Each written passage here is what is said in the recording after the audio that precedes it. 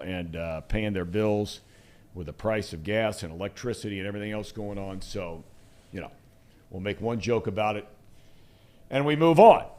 Now, normally we have Tracy Jones on at 11:30, as you know. We call it the best 30 minutes on television, 2 days a week. But today, the Tracer has to join us early.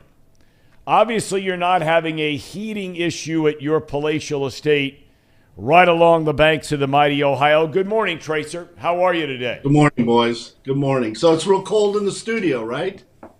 That's an understatement. But that's Cincinnati, right? You guys have those change of seasons, and it's... You guys, aren't you here? Or is it different across the river? I'm leaving to Los Angeles, where it's sunny and 78, not a cloud in the sky, and I'll be thinking about you poor bastards freezing your asses off in that studio. That's what I'll be thinking about. Can't wait to go on my trip, Tommy. Trace, in the last month and a half, you have been in you've been in Mexico, you've been in Florida, you've come to us from the Gulf Shores, Red Roof Inn in Alabama. Today you're briefly home, and now another vacation. Do you work anymore? I mean, you manage all this money. You've got your rental units and that whole empire. Is all of this just on cruise control? A little bit, and plus when your wife is rich, that helps. So I kind of piggyback off her a little bit. Hey, Tom, I didn't tell you about one of my flights. If I could just chime in here, something that happened to me. I caught a situation last time I flew, and it was really, really weird. It was very strange because we were flying, Danae, myself, and Tucker, of course. We get on the plane. I just want to throw this out. What would you guys do? So I'm sitting there in first class. Stewardess opens up the door of the cockpit. They're called flight attendants now. They're no longer called stewardesses. But go ahead. I know where you're going with this. Go ahead. So the stewardess opens the door to the cockpit. And do you know what the hell I see?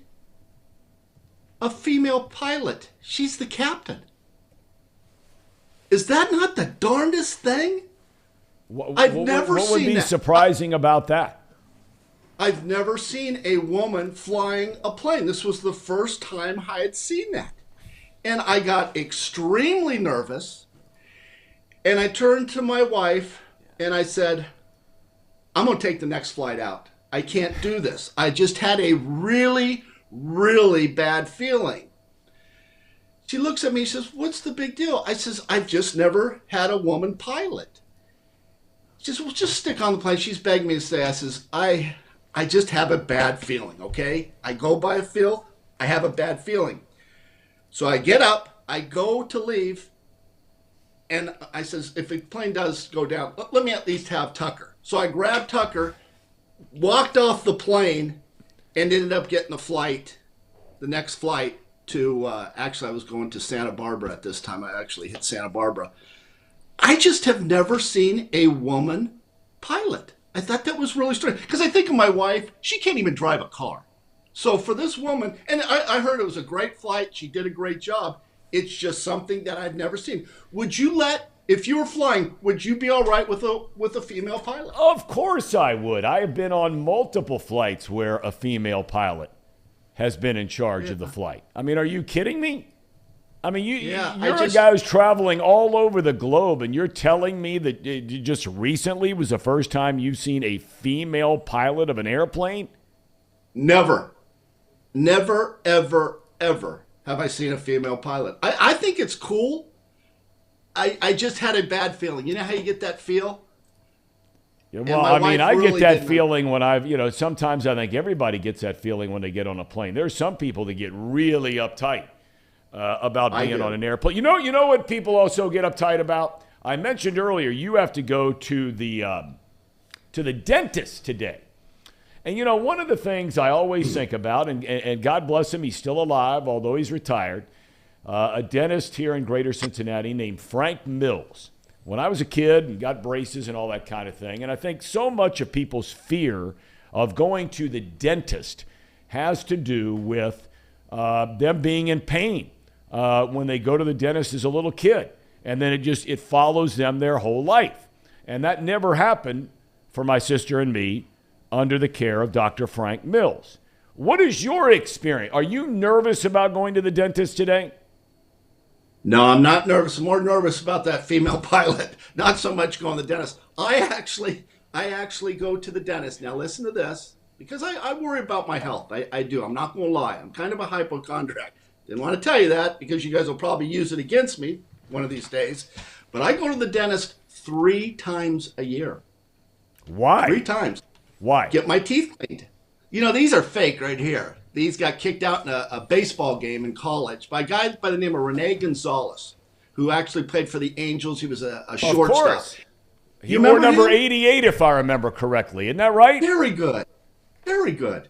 He went to Cal State LA, and I was playing third base at the time, and he slid head first. His metal cleats came, boom, chopped those son of a guns off.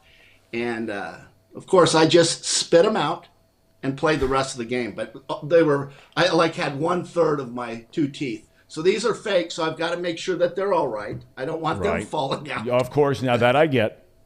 You know, so I go and get my teeth cleaned. I get a lot of tartar. That's something I get. I don't know if that's from being a Major League Baseball player or something, if that's kind of a thing. But I go to the doctor twice a year for a physical. I go to the skin doctor because of all my skin cancer. Yeah. I'm going next Thursday for that. I do that 3 times a year. Remember, my goal is to live to be 100 and to have FU money. So those are my 2 goals that I try to aspire to. So we'll see with what the dentist just has to do it clean. It's not a big deal. What would be, if you were to give Casey and Paul, say good morning to the Ham and Eggers today. Morning, boys. What would be realistic, Tracer, for them as far as goals are concerned? I mean, if yours are the 2 you just mentioned, what should they be realistically, knowing that Casey's getting ready to embark on the lovely voyage we all call marriage? Yes. Paul is probably not all that far behind. Should their goals be a little bit different than your goals, as an example? No. 2 pieces of advice I would give you. Number 1, everything is health. No matter if you're healthy, you can get a job, you'll make some money. If you're not healthy, then all bets are off. Number 2, and we talked about this, and Casey and Paul should know this going in, is picking the right woman to marry. If you pick a bad woman, you're in trouble. She'll ruin your life. And it goes both ways. You have a bad man, ruin your life. And so to find that person that you love and want to spend the rest of your life with is very important. Now, it takes a couple tries. I'm on my 2nd. Tom, you're on your 1st. Your dad's only on his 3rd. So, I mean, we've got some things going on. But, guys, you've got to pick the right woman. And, Tom, you would agree with that, right? Well, there is absolutely zero doubt about that. Casey, you're obviously very comfortable. I mean, you've already bought the ring. Yep. And Paul, you're probably not all that far behind if you can dig yourself out of, and I guess you've dug yourself out of, the Taylor Swift debacle. Yeah, true. Yeah, but that set the ring prices back a little bit. With the price of those tickets. That's tough. I can't afford these rings, Casey, like you can. Yeah, just remember what I told you at the Taylor Swift concert, right? That's right. A cocktail or whatever, make sure you get some phone numbers from other women that are there, because that is a great pickup place. I've been to a Taylor Swift concert. You'll get numbers left and right. Just for your next girlfriend, when you guys finally break up or get a divorce. Hey, Tracer, I got this sweatshirt on, the Pioneer League. Did you ever play in the Pioneer League? I don't think you did you? No, I didn't play. You look like Fetterneck with that hoodie on. You know, that senator from Pennsylvania. I know who he is. Yes. That the highly competent and intelligent people of Pennsylvania voted into office here recently. But please carry on. Yeah, right. Voted him in. That never played in the Pioneer League. I think that's Billings. Is that the Reds and the Pioneer Well, League, right? yes, the Reds were in Billings forever and a day. In fact, I think, because I spent some time in the Pioneer League this summer. I was up there in 3 or 4 different towns in Montana, and they spread through Montana and Idaho and now a number of teams in Colorado. They got it going on. But they are no longer Major League Baseball affiliated. You may remember that whole thing a couple of years ago when they got rid of, I think it was 40 teams total that were minor league affiliates. So now that's independent ball, although it's a much higher level, many believe, because of the way they're paying the players and all these kinds of things. But it's too bad because that's a great league. And some of the greatest Reds of all time, Tracy Jones notwithstanding, played for the Billings Mustangs. Yeah, I think Cal Daniels hit like 475 in that league. Yeah. Cal was a pretty good hitter. Yeah, a lot of those guys played in Billings, and it was kind of weird. I mean, I played in Eugene and Tampa for A-ball, but never Billings. But I actually went to ball games in Billings because Hunter played in the Pioneer League. So I got a chance to go. Not Spokane. There's some teams up there as well in the Pioneer League. But there's some very neat cities. Very nice. Very, very nice indeed. Fellas, do you guys have anything? I didn't mean to cut you off real quick. It just came to mind to ask Tracy. And then I remembered you had talked about your relationships in the different towns that you were playing in as a minor leaguer and how everywhere you went, you continued to upgrade. So that's what made me think of that. Yeah. Sorry, I'm a little hoarse today. I do have a question for Tracy, actually. Go ahead. Well, go ahead. Yeah, Tracy. So Lizzie and I started dating 5 years ago in about 2 weeks. How do I handle this situation?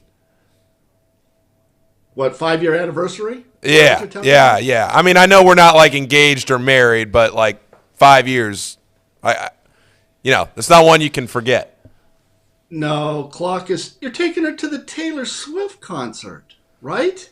Well, yeah, but that's in June or July or whatever it is. So what? That carries over. Christmas, birthday, anniversary. That's good enough. Don't worry about what you're getting her. What is she getting you for the That's a great question. I would love to know. She says she told me the other day that she had something that may not get delivered by the anniversary that may end up getting delivered by Christmas. And I said, look, whatever works. Oh, yeah, you believe that one? I said whatever. Well, she did show me the shipping label, so I believe her on that one. Because I've pulled that card on her before, so I'll give her the benefit of the doubt. She asked you for a shipping label at one time? What? Did you say you pulled that on her one? No, I'm saying I got something for the anniversary that didn't come in time, that ended up coming at Christmas, that I just ordered a little late. But she knows that. Tracy, you've never done such a thing like that with Danae, right? Where you were supposed to, you're responsible and you're on the hook for something to be on time, and you were a little late getting around to it.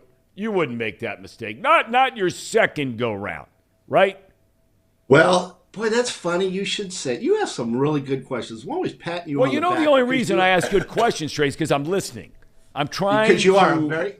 I'm trying. My wife would not agree with that statement, but I'm trying to listen better. Okay, you ready for this? Yes. I never took my wife on a honeymoon. And why not? She had to work or what? I don't know. I said I'll do it next year. I'll do it next year. And once in a while, she'll say to me, you still owe me a honeymoon. We've been together like 20 years. We've been married 13. But I actually did not take her on a honeymoon. Now, I think I've made up for her. But that was kind of weak on my part, don't you think? I think it's really weak. And perhaps what you could do is, since you're going to be traveling here coming up pretty soon to Mariners Fest, to they don't have Expos Fest unless they have it in D.C. The hell they don't. But you know what you could do is you could have a week-long stay, say after Tigers Fest up in Detroit this time of year. Wintertime's really nice in Detroit. Detroit's a horrible city, and you know that. That is a terrible place. Hey, I have a question for you, Tom. Please. This is a serious question. I go to Los Angeles, and this is honest to God. When I go there, people always ask me about Cincinnati. Always ask me about Cincinnati. Even when I was a kid, they would ask me, people would be talking about Cincinnati, right? My dad would talk about Cincinnati. Maybe you could play for the Cincinnati Reds. That was my dad's favorite team. Yeah. Back in the 70s, Cincinnati was it. It was almost like Hollywood is to California, right? People talking about Cincinnati. The people from Cincinnati back in the 70s. Let me give you some names. There's some big-time names. This is why people are always talking about Cincinnati when I was growing up. Paul Brown, the Big O, Jerry Springer, Pete Rose, Johnny Bench, Larry Flint, Marty. My question for you, you know Larry Flint. Did you ever see some who of those Larry photos, Flint Tom? is, yes. What? Okay. Simon Lease. Yeah. Big league I operator, saw- Cy Lease. Yeah. Bob Hope would always talk Yes. about Cincinnati. Bob Hope's from Cleveland. Yeah. And I've heard Bob- But he I've came gotten- here a lot to hang out with Johnny Bench back in the old days. Well, I'll tell you who he always talked about, Bob Braun. Always talked about him. I mean, you go way, way back. My question for you, Tom, what was it like growing up in the 70s around all those people? Because I'm sure you got a chance to meet them. It's so interesting you asked that question because I was sharing this with my son not too long ago about how up at Kings Island at the golf course up there, which they've done a beautiful job in maintaining that whole thing. I think it's 36 holes up there, whatever it is. Anyway, there used to be a PGA event there every year. Johnny Bench was really involved. Kings Island was a big deal. That's another big talking point because if you remember, Tracer, that was Brady on Bunch. the Brady Bunch. Right. Yes. So, Yes. that was a big deal. And Bob Hope used to come in every year. I remember one time when I was right out of college and working at Channel 5 where Bob Hope came in with Johnny Bench. They were very, very good friends. Brooke Shields came in. I had a chance to meet her. I was about 22. She was about 25. She didn't even give me a second look, Tracer. Didn't even give me a second look. Oh, I'm sure. But what was it like? It had to be cool, Tom, to get a chance to meet all those people back in the 70s. It was amazing. It was amazing. I mean, I tell the story all the time. When my dad got the job, we were living in Virginia Beach, Virginia, and he was announcing the New York Mets AAA team. And so my mom and sister and me were not going to move to Cincinnati until I think it was like May. And they wanted us to get in school for the last month before it got out for the summer, so we knew some kids. Anyway, went down to Tampa, Florida, where the Reds were training, as you well remember. Yep, and absolutely. Went down into the Reds clubhouse with my dad, and the first four people that I met that day as a 10-year-old were Pete Rose, Johnny Bench, Joe Morgan, and Tony Perez. Each of the four handed me a glove and a bat. Welcome to Cincinnati. I have no idea where any of those bats or any of those gloves are now. It doesn't matter. Back in those days, you were using them. You know what I mean? You were using them. And it was pretty amazing. Pretty amazing. And then, as time would go by, it's amazing. Thank God for it. When I started announcing the Reds games, roughly about 14 years later, the manager was Pete Rose and my broadcast partner was Johnny Bench. See, it doesn't get any better than that. Doesn't get You're any better a than that. very lucky No. man. No, That's a very, great story. Very, very lucky. Did you know the cool Gould? Did you ever meet him? I heard a lot about him. He gave me the creeps. He was very He creepy. really gave me the creeps. We first moved to town. All these people, these kids I was making friends with, they were into the cool Gould. I found the cat to be really creepy. How would you know about the cool Gould? I know because we talked about Cincinnati. Cincinnati, we talked about it was in the 70s, in the 80s. Tom, the reason I signed with the Reds, I had a chance to sign with the Mets. But I says, no, I want to play in Cincinnati. And Cincinnati made a great choice, picked me number one in the country. And my dad looked at me and says, "You got your wish. You're going to Cincinnati." How about that? It was the mystique of Cincinnati, the famous. Okay, one of my favorite movies, The Cincinnati Kid. Yep. With Paul Newman, right? That's right. That's exactly right. You don't see a Portsmouth Kid, do you? Movie, no, you don't. Right? You don't see a Hawthorne Kid. No. At WKRP in Cincinnati. That's exactly right. That was a big deal. We've got a woman in the chat here that Tracy is talking about how hot you are. Who's she talking about? She's talking about you. About you. You better shake yourself. That's probably my wife. Might be. 60. I don't know. What time you got to go to the dentist? 11? You got to get rolling? Is that what you got to do? No, I got it at. Yeah, I do. Thanks for reminding me. I was thinking 11:30. That's what time I usually do the show. What a dumbass. But yeah, 11 o'clock, and then I'm going to the skin doctor next Thursday when I get back. Maybe I should do the show from there or something as I'm getting. You know what? I think you should. But before I let you get out of here, my dad is going to the Bengals game on Sunday. He shared that with us yesterday. And I told him that you were going down, and I asked him his thoughts on you wearing your Tracy Jones Montreal Expos number 24 jersey to the game. Are you still considering that? Well, and my wife had to, because I got a busy schedule. I'll be in Los Angeles. Remember, I've got that flight tomorrow at 7 o'clock. I forgot. She says, you can't go to the game because I did get a chance that someone was going to take me to the ball game because you know how I like Kansas City. But yeah, I'll be in Los Angeles. First of all, what did your dad say about me wearing a jersey? What did he say? He was just a little confused by the whole thing. Why would you bring that kind of attention to yourself by walking around with a Tracy Jones Montreal Expos jersey on at a football game? Okay, this is coming from a guy, okay, that walks the mall with a HOF on his back, Hall of Famer, walking the mall in his jersey. He does. Come on, right? He does. He does it all the time. Keeps him in shape. What is this person saying? They want to hear you and Marty call a Bengals game sometime. That's from Sir Boy Wonder, our good friend Sir Boy Wonder, who's on this program each and every day. God bless him. Marty can't do football. Marty knows nothing about football. No clue. Well, wait, Tracy, let me ask you this question. So somebody in the chat says that you should be the next coach of UC. I want to ask you what your first order of business would be if you were the next Bearcats head coach.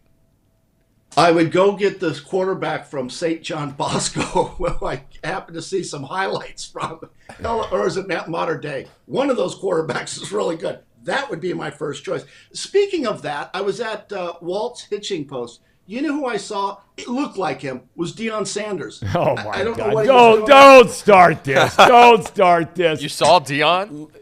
Don't. He probably told you he was close to signing his contract, right?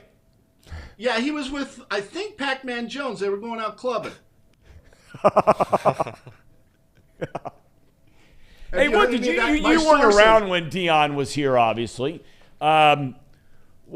What are your thoughts, though, in all seriousness, about Deion Sanders and being the head coach at the University of Cincinnati? You have any thoughts on that?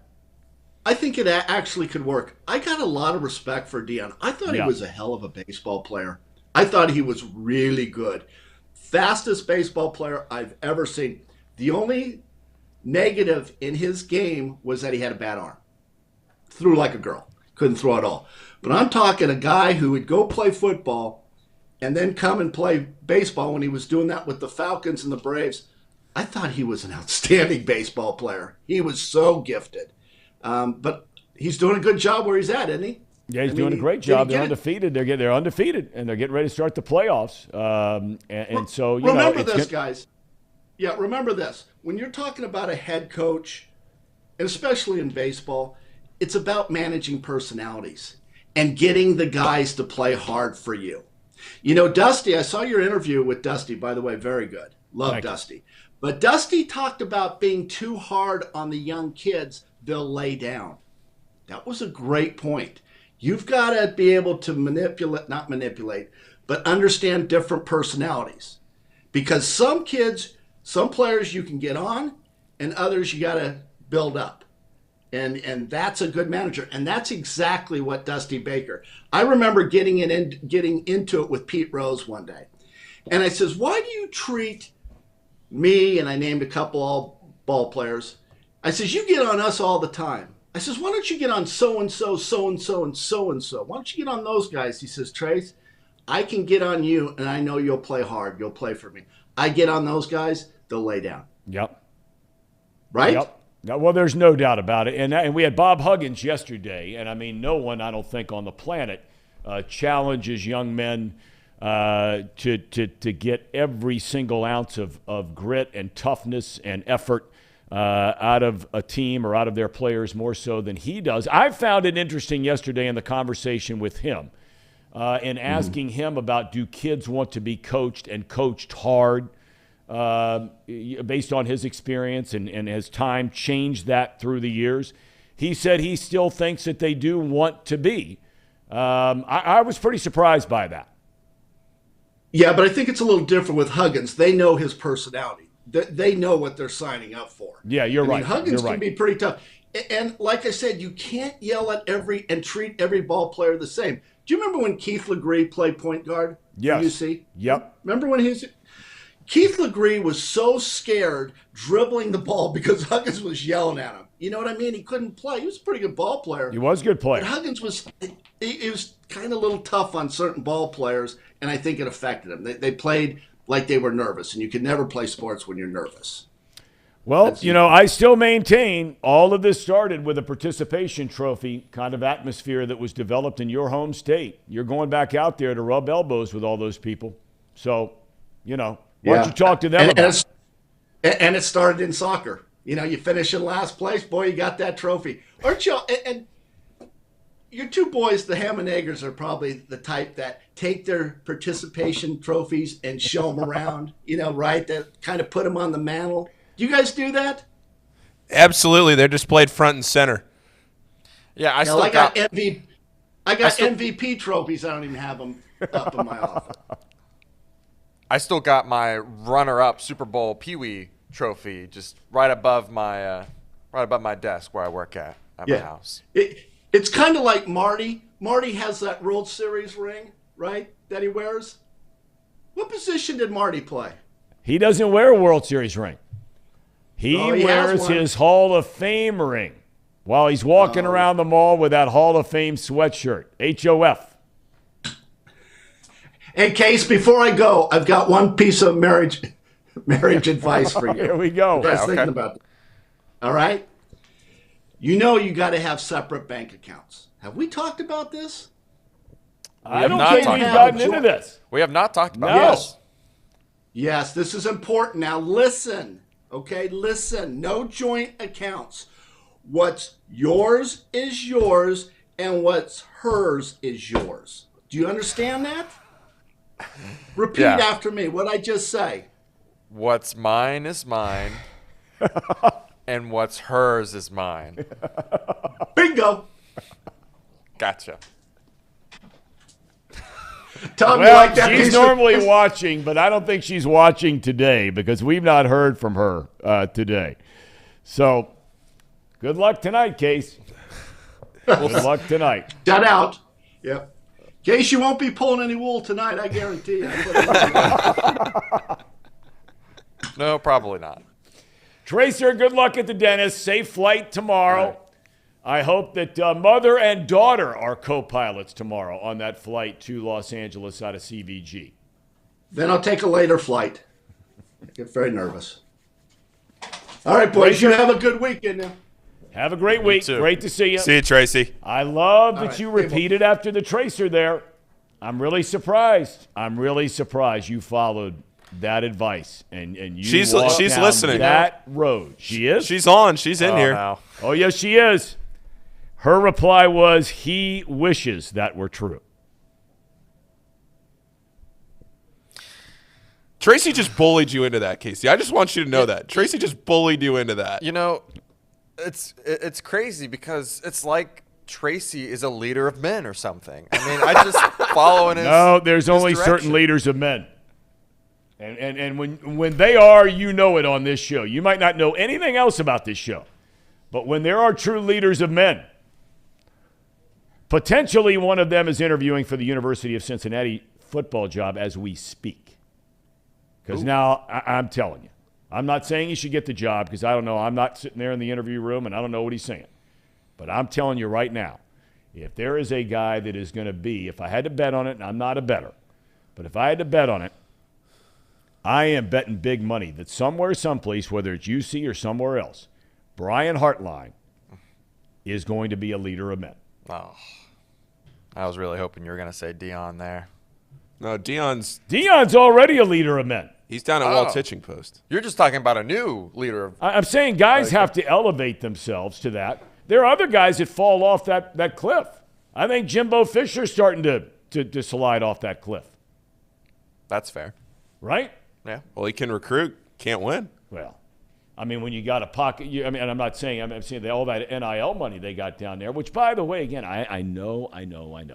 There was a really interesting conversation today on The Athletic about the NIL, and Jim Harbaugh has had a lot to say about that recently, and how his proposal, which has been unlike any other coach that I've ever heard, he said that in the new Big Ten television contracts, plural, that they signed with Fox and ESPN and all this kind of thing, they should take all of that money and give it to the student athletes.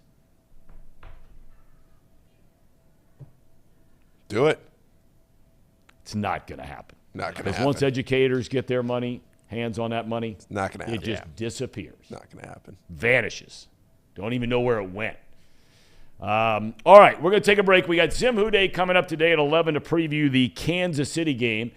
Casey, you have lined up for us tomorrow Matt Lane, who does a great job. You'll want to check this out. We had him on early in the year. Maybe you missed him. He's very active on Twitter, but he does a podcast. He covers regularly the Kansas City Chiefs. And he will be with us on the program tomorrow to preview the game, as will James Rapine from the Bengals side of things. But when we come back, we're going to get into this whole Justin Reed thing. Now, for those of you who don't know who Justin Reed is, he is a starting safety for the Kansas City Chiefs. He is the younger brother of Eric Reed, former safety in the National Football League. He did not play against the Bengals last year in the AFC Championship game. So in this week of preparation to take on the Bengals, he was asked about the matchups and the potential matchups he could be facing as a starting safety this go-round against Joe Burrow and the Bengals. Well, we will share with you what he had to say. That's coming up next on Off the Bench, presented by United Dairy Farmers. At United Dairy Farmers, we've perfected freshness in our family bakery, where we use only the finest ingredients, like thick, high-quality glazes on our signature donuts, before delivering them fresh from bakery to store every day. UDF, made for you. If your AC or furnace is struggling, turn to the experts at Bartell's Heating and Cooling. Their certified technicians get the job done right the first time. And if you need a new unit, Bartell's will give you upfront pricing with no hidden fees. Plus, ask about Bartell's 0% interest financing for 60 months. Learn more at bartellsheatingandcooling.com.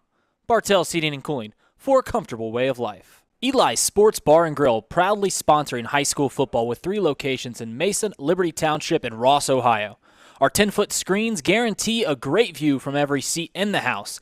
Eli's Sports Bar and Grill, the best place in Cincinnati for sports, food, and fun.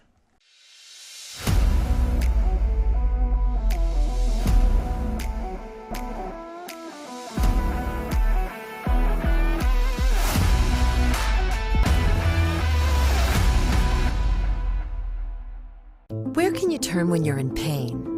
Turn where more high school, college, and pro athletes turn. Where your neighbors and weekend warriors turn. Turn to Beacon Orthopedics and Sports Medicine and get superior care on your schedule. That's the Beacon difference. Check out our fresh arrivals at Jake Sweeney Used Cars. Over 250 used vehicles weekly. All makes, all models. From economy to luxury, Jake Sweeney, the original used car superstore.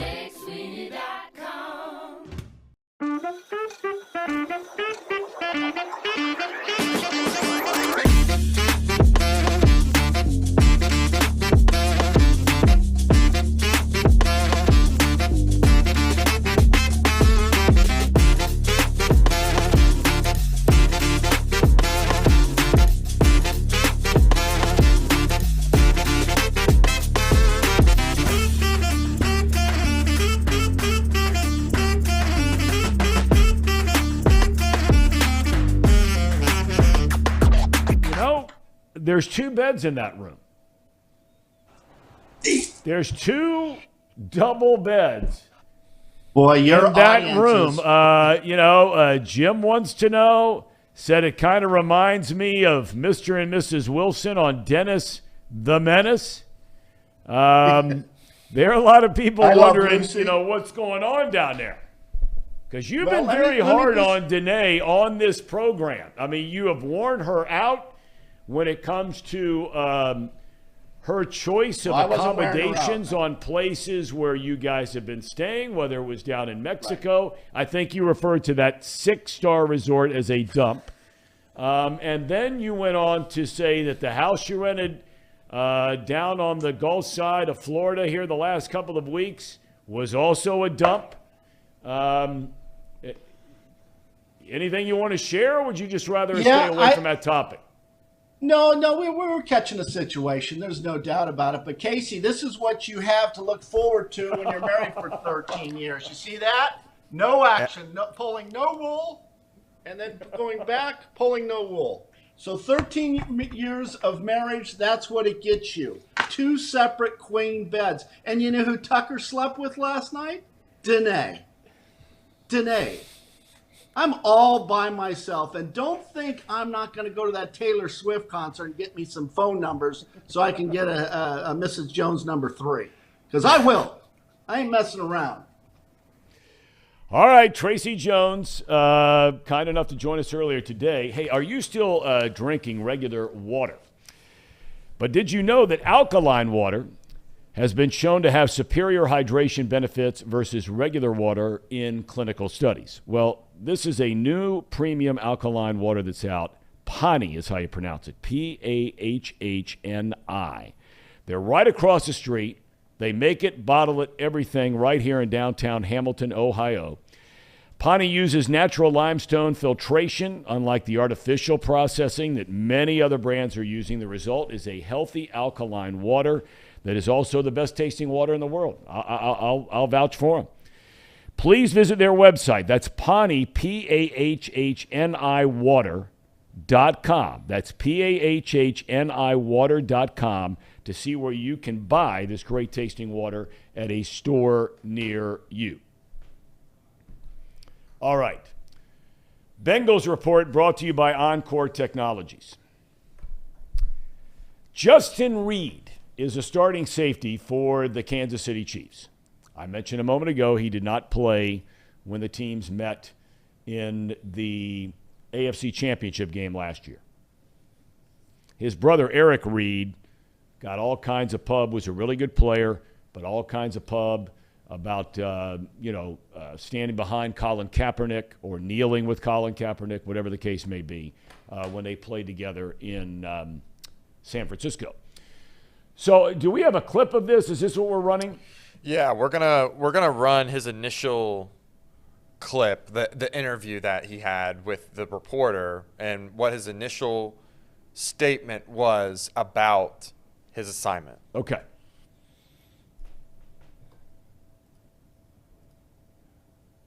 Missed tackles, explosive plays.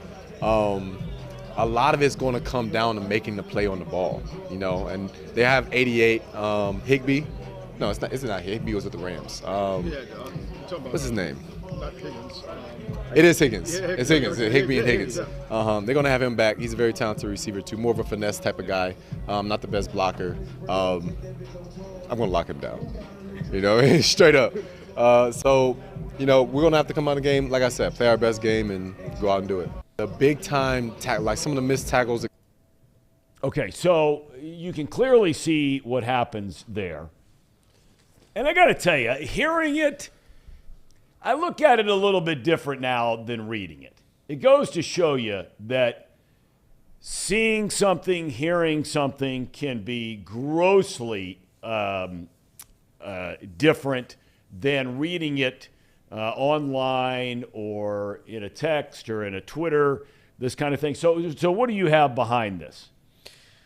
So pretty much after that conversation, all of Bengals Twitter saw that clip, including players like Jamar Chase, Tyler Boyd, and they all did not like what Reed had to say at all. Regardless of how it sounded, it makes it sound like he just doesn't know who these guys are. And he should be threatened. I got to tell you, Casey, in all my years broadcasting in the National Football League, I got to tell you, I'm not surprised at all he doesn't know their name.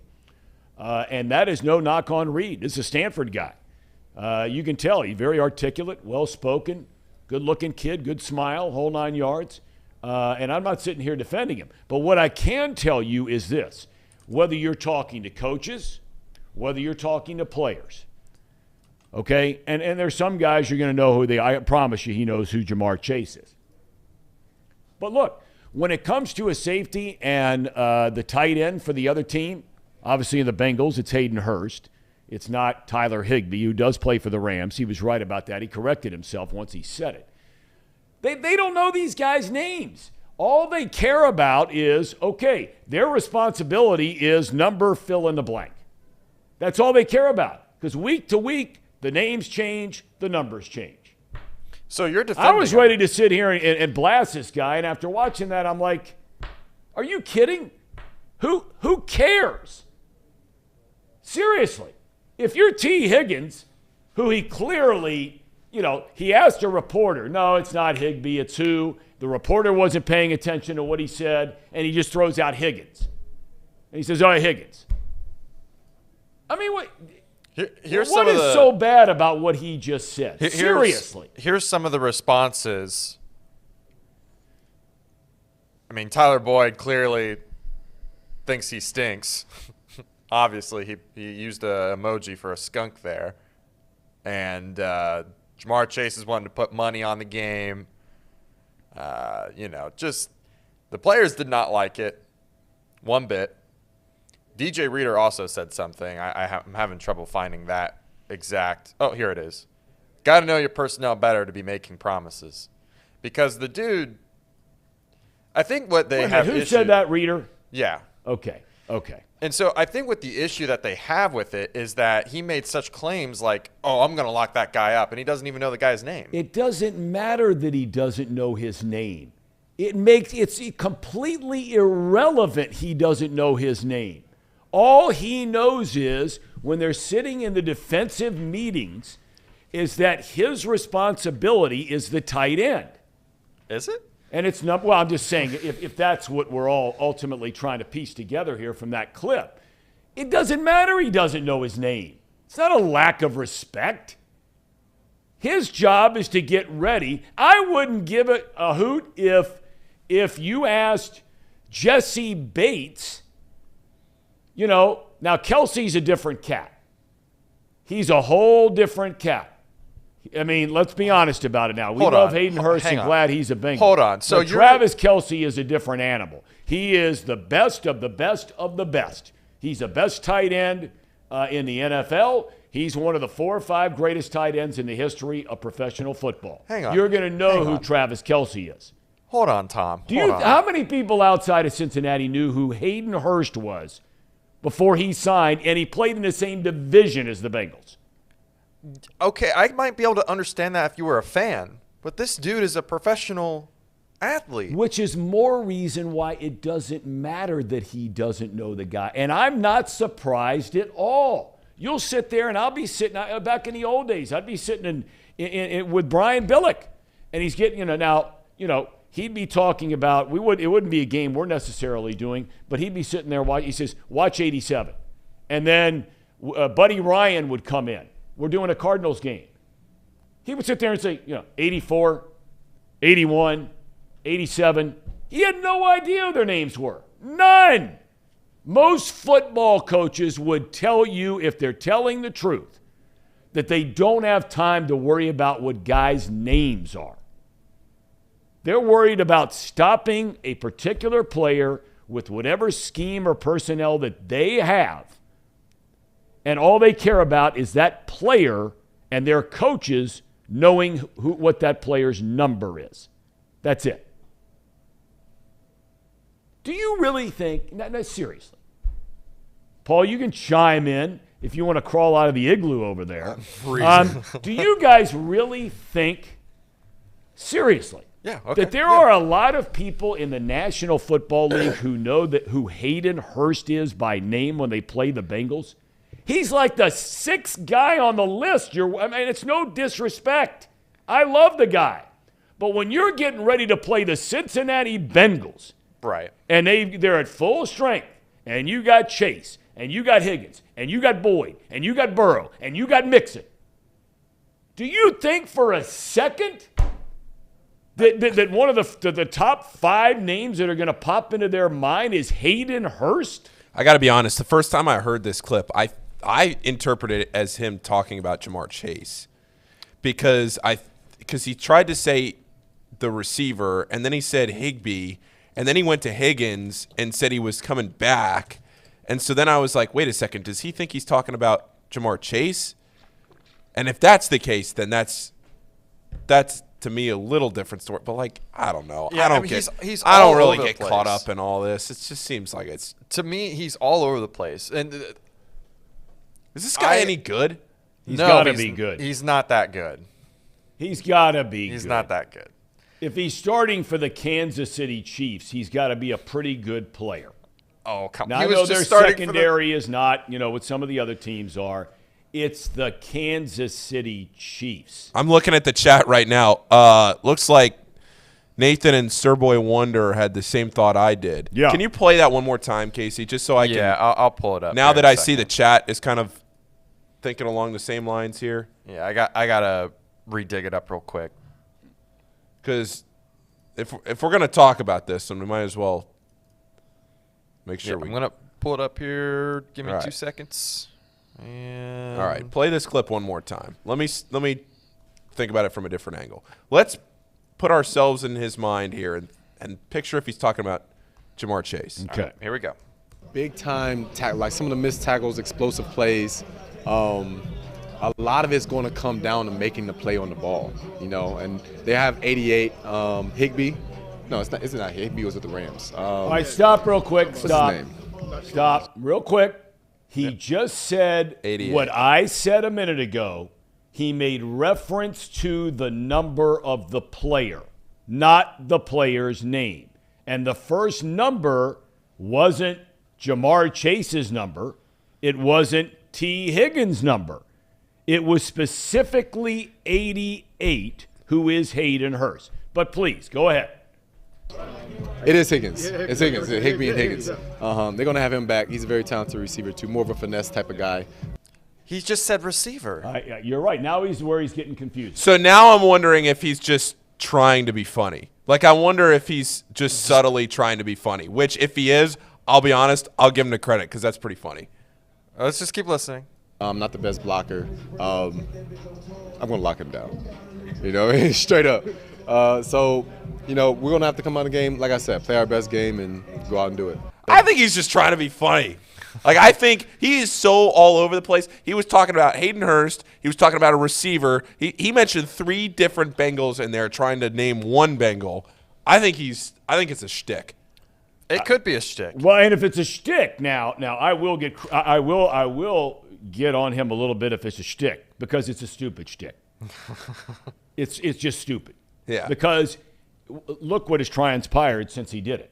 Okay, whether you agree with it or disagree with it, and what he meant or didn't mean or whatever it might be, all of a sudden you got people like that old bulletin board material kind of thing. You've given the opposition, and the last thing any coach wants in any sport is handing the other team the smallest little thing, that extra little push, that extra little motivation, that extra little spark.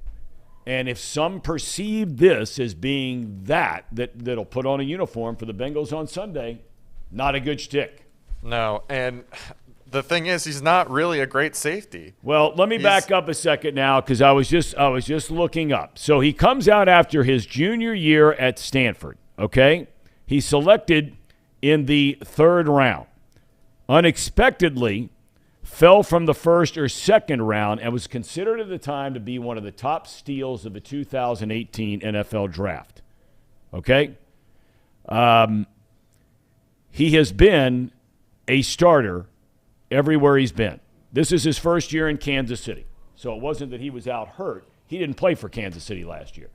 First 4 years he played in the league, he started all but 4 games his rookie year and started every game ever since. This guy can't be a stiff.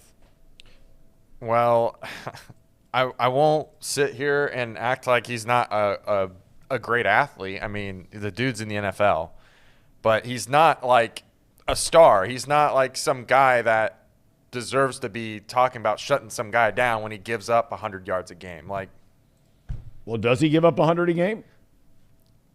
I don't know how much he gives up. I don't know what he gives up either. I'm just saying. Would you rather a guy on your team, if this were Jesse Bates, would you rather Jesse Bates come out in an interview and say, A, I'm going to shut this guy down, or say, B, boy, I'm giving up 100 yards a game. I'm going to get my ass beat? He could have said it's a tough challenge and I'm up for the challenge. He didn't say that, though. He said, I'm going to shut him down. That'll be easy. I'll shut him down. So nonchalant about it. He doesn't even know the guy's name, and you're going to shut him down? Oh, okay. Oh, you're going to get a rude awakening from when Hayden Hurst comes around for the crack block and just lays your ass out. Well, that might be coming, and that's why I say you find that extra little sliver, because if indeed that happens, you can rest assured that if Hurst gets that shot and it's a clean shot and he lights a guy up, when he's laying on the ground, you can take it to the bank. Like the sun rising in the east, that Hurst will say, oh, by the way, 88 is Hayden Hurst. Right. And that's – if he's not talking about Hayden Hurst, though, even if he mentions a receiver. Like he's like, oh, he's a great receiver. I wouldn't be talking about any of those receivers the Bengals have like that. There's no guarantees that you're going to lock any of those guys up. All right, before we get to Zim Hude, we've spent enough time on Justin Reed, and we'll see how things go for him on Sunday at 4:25. Is it 4:25? 4:25 kick. So it is the national game. I mean, it's the biggest game in the NFL this week by far. And it's a 4:25 kick at Paycor Stadium. I assume that means that Jim Nantz and Tony Romo will be on the call. A matter of fact, I don't even have to look it up. Yeah, they'll probably be on the There's call. no doubt about it. That is the back end of a CBS doubleheader, and that will be Nantz and Romo in a rematch of last year's AFC Championship game. They called that last year too, right? Yeah. Brandon just sent us a picture. I don't know if we can get it up. It might be too long to get up here, but Deion Sanders put a picture up on his Instagram of somebody wearing a Deion Sanders Cincinnati shirt. Ooh. Deion put it up? Is that confirmed? Yeah. It's on his Instagram. And it's actually Brandon's Photoshop. Brandon Seho's photo. Brandon Seho photoshopped Deion wearing a Cincinnati shirt. Somebody that quickly turned around and put it on an actual shirt, and that has now made it onto Deion's Instagram. Deion. Leader of men. Leader of men. If Chatterbox isn't partially responsible for him coming to do we UC, get a cut? We should at least get season tickets. Now, here's something I haven't think we thought already of do until anyway. now. Look this up for me, fellas, if you don't mind. Jackson State plays at the level, and this is the one thing that for the life of me through the years I've never understood about the NCAA which no longer technically governs what we know as the college football playoff, and that was, of course, preceded by the BCS. And, I never bought into it when I'd hear these elitist university presidents and I'd hear all these athletic directors high and mighty saying, oh, you can't ask these guys to play 3 and 4 more football games. Well, they do it at 1AA. They do it in Division II. They do it in Division III. They play a tournament just like basketball does for football, and the NCAA runs the thing. Okay, it's out of their hands now at the Division I level. They've moved on from all of that. But Jackson State starts the playoffs, right? Here pretty soon. They're at the level. Yeah, they're FCS. They have their conference championship game this week. Okay, their conference championship, and then they'll start the playoffs, correct? Yes. Okay, so here's what I didn't think of until just now. Let's use the Deion Sanders throw it up there. Scenario of. Do you want me to throw up that image real quick? Yeah, let's see it. All right. So that's the that's on his Instagram. Oh, right? wait, that's from Pac-Man Jones. Well, Deion retweeted Pac-Man. Or he reposted. Yeah. But I didn't even realize who posted it originally. It's Pac-Man. So maybe Pac-Man was with Deion at Walt's hitching post. Yeah, one of our female fans, I mean, she's all over going out clubbing with Deion and Pac-Man. She's all in. But anyway, what I was getting at is this, okay?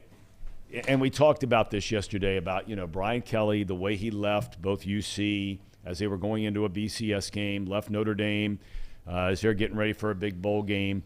And that Luke Fickell did not do that, and how, because they're not playing in a New Year's Six game, maybe he still would have done it. I don't know, but he certainly wasn't going to do it last year before the college football playoff. I just wonder, does this whole Deion thing of his team playing in the Jackson State playing in the playoffs, they're undefeated. I have to wonder. And maybe there's no parallel, but I mean, there is from a straight ethical standpoint. Is if he's offered the job, would he leave his team? Ooh, sure. No, they did not go to the playoffs. Oh, they don't go to the playoffs. They go because the SWAC. Get up here, Brandon. Yeah, get up here, All Brandon. right, so I'm glad you're clarifying this because I wasn't Watch my sure card. about this. Okay. My understanding is because the SWAC Is a black school, primarily African American school, right? HBCU school. They play in the SWAC conference, which I used to cover Southern, who they're playing in the SWAC championship this weekend. Because they have an agreement to play in the Celebration Bowl, the SWAC gets paid a certain amount of money. The other conference of the HBCU schools gets paid a certain amount of money. They're not eligible for the playoff because they automatically go. The SWAC champion automatically goes to the Celebration Bowl. Okay. So that answers that. All So right. I would imagine, but even still, okay, if obviously that's their goal when the season begins, if you play at that level and you play in that conference, okay, is to win all your games, to play in the championship game, and then to go be a part of that bowl game. Does that prevent, if he's offered the job, and I don't know that he is, I have zero insight to this whole thing, does that prevent Deion Sanders from leaving his team and coming to the University of Cincinnati? There's no way. Why? If the ultimate goal at the school he is coaching at now, which in theory is no different than the ultimate goal of Ohio State, of TCU, of Alabama, of Michigan, Georgia, fill in the blank. If that's the ultimate goal and you don't want to leave, or it would look bad if you left your team, what's the difference? Does it really matter to look bad, though? Well, again, I mean, we get back to around here. I mean, guys like Brandon Sayo, they walk around, and he's one of tens of thousands around here that all they do is walk around and bash Brian Kelly. Yeah, I'm not sure. You bring up a good point. I think Because it's a personal thing for Deion, I think. That's right. He has so much more ties, and he's built up a brand of being this guy that has built up Jackson State to what it is now. And he's brought in all these kids from all sorts of different levels. I mean, like the top corner and then the world, or not the world, but the nation at the time when he was recruited. I mean, I don't know. That's a good question. I seriously doubt it, though, because he said he would pick a school by Sunday. That report was not accurate? It was someone else said it wasn't accurate, so I don't know what's accurate. Well, Tracy Jones says he was hanging out at Walt Ditching with Pac-Man Jones. With Pac-Man, I mean. No Zim yet? No, he's here. He's here. here. All right. Oh, and look at this. I want to get to our man Zim Houday. He's out in the woods. Oh, my God. Look at this. Look at this. Now, Zim, you better not be stepping outside and getting spotty reception here, man, because you're a woodsy man. As we've talked about many times, you're out among nature. Am I good? Is my You're signal good. good? You're good. You're looking good out there, man. I was worried about the Wi-Fi traveling out here. I said, oh man, I gotta go on with Tom. And ironically, I do take some time to get outside, and I don't know if it's woodsy or whatever, but you got to get out there and just breathe sometimes and get your phone. I had my phone in the house. I just ran in and got it, but sometimes I just sit out here. You got to think, get away from the stuff, clear your mind, and tap into your inner Tom. Tap into your inner Casey, you know what I mean? So, that's what I was doing this morning. So, are you close to the koi there, or what? No, that's in the front. I'm in the back. Wait a minute. You have an estate that calls for you to have a koi pond in the front yard? They don't mess with me out here. I'm out here in the woods, bro. I do whatever I want out here. One day, if I had good reception, I would take you on a trail. I dug out a trail back here, but I kind of ride four-wheelers and I walk back here and stuff. So, yeah, that's why I live out here, so I could just do this stuff. So you're really a guy, Zim, on so many levels, and that really is not only tuned into football and your family and all that kind of, but I mean you are one with God and nature and all that kind of thing. When you're just walking outside and trying to clear everything out and just bring everything down the temperature a little bit, right? Am I right on that? You got to. I am an evil villain online. Don't get it twisted. So you got to have a little bit of confidence. You got to be able to distinguish what is good information, what is like fluff, all that stuff like that. And if you stay in the same thing, you don't really get a different perspective. I'm always interested in hearing everybody's different perspectives on whether it's football or wherever they're from. I think that's very interesting. I know every time you talk to somebody, you usually ask them like, hey, where you from? And that's the great thing about life is you get a chance to figure out okay, this is a new perspective, and that's very interesting to me as well. All right, let me ask you then your perspective, because we were going back and forth about this before you came on the program. What's your whole read on this Justin Reed thing and the comment he made yesterday? And I didn't think it was a big deal. It's one thing to read it. It's another thing to watch it. I mean, I didn't think it's a big deal because I think a lot of these guys, they just know the other players on the other teams by a number as they're preparing in the film room to get ready for them every week. Did you think this was a big deal? I do. I'm going to tell you why I think it is a big deal. A lot of their fans, we talk to them on Twitter Spaces and we interact with them on Twitter, and it's so crazy to me that after losing to us twice, they still think that everything is exclusive to them. They think that Chris Jones missing on Joe Burrow, that doesn't happen every single week. They were like, that'll never happen again. I'm like, you got to watch the Bengals play. Joe Burrow makes somebody miss up front every single week. They think that Lou Anarumo dropping 8 into coverage is something that was exclusive to them. I'm like, this is what happens every single week, and they don't really educate themselves on our players, whereas I feel like the Bengals fans, we go and look up the stats. We go look up my good friend Andrew Russell with PFF. He immediately went to the Justin Reed stats. We don't talk trash. We go look into this stuff, and then when you start to tell people the truth, they get mad and be like, oh, you're talking trash. You notice that he started that. And then I thought this is the part where I think is really important. Jamar Chase and Tyler Boyd and DJ Reed aren't guys that go on Twitter and tweet stuff. And if they do that, I feel like they're really confident in the matchup that they have ahead. And furthermore, I think that the last time I saw somebody call out the wide receivers before the game, it was Wink Martindale, and you know how that ended. Essentially put up 1,000 yards on him and he got fired. So, like I think that's a big deal. They were saying, like, Chiefs fans were like, hey, I think it's really cool you guys are going back and forth. I was like, I don't think it's cool for you guys. I really don't.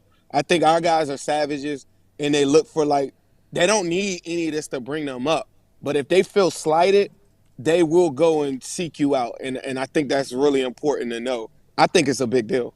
Is he a good player? I mean, he's got to be a good player, right? He starts for the Kansas City Chiefs. I mean, come on. He's not starting for the Atlanta Falcons or somebody like that, or the Texans. Currently right now, he did play for the Texans. Well, I know, but he got drafted by the Texans. There's nothing he can do about that. But, I mean, he was sought after in free agency by the Kansas City Chiefs.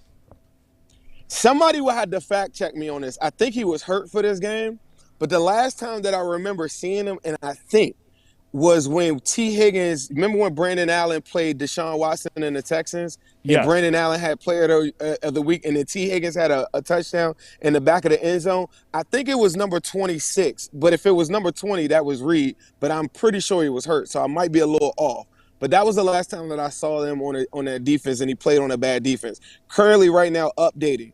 He's relinquishing 75% of the throws thrown his way. He's ranked 42 out of 50 safeties in the National Football League. That is a crazy tall task for somebody to be talking insane things like that, and you're not one of those guys. Well, where do you go? Where do you go when you get the information? You go to Zim Hude. That's a big league operator right there. Just drop that on us. How about that number right there? All right, hey, look, I'm doing some research getting ready for the game.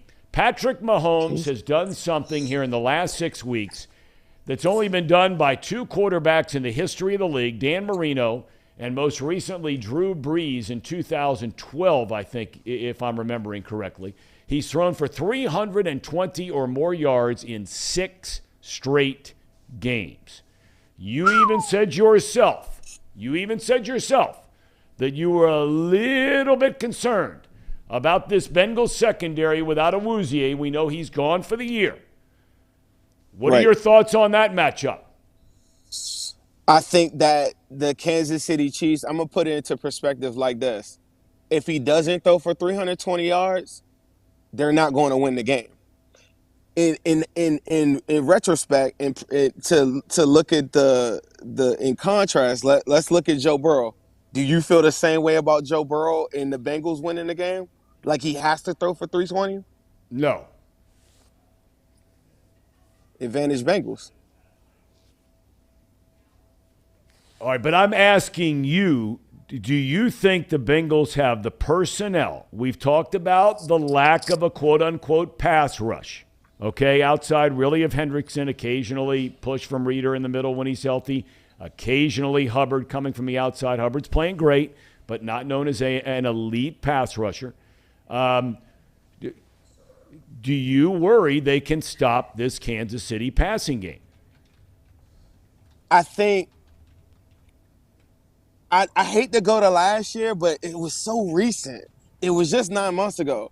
Imagine if you didn't start off 21-3 or you weren't down 14 in the first game. I just think that they have to get out to a big start if you're the Kansas City Chiefs, because throughout the game, the Bengals are going to get more information with Lou Anarumo, and I think they're going to stop them. If you go look at, the Chargers, I know this might be like a homer take. Sure, Patrick Mahomes is more than capable of getting 320 yards. I think he's the best quarterback in the league. Let me preface it by saying that.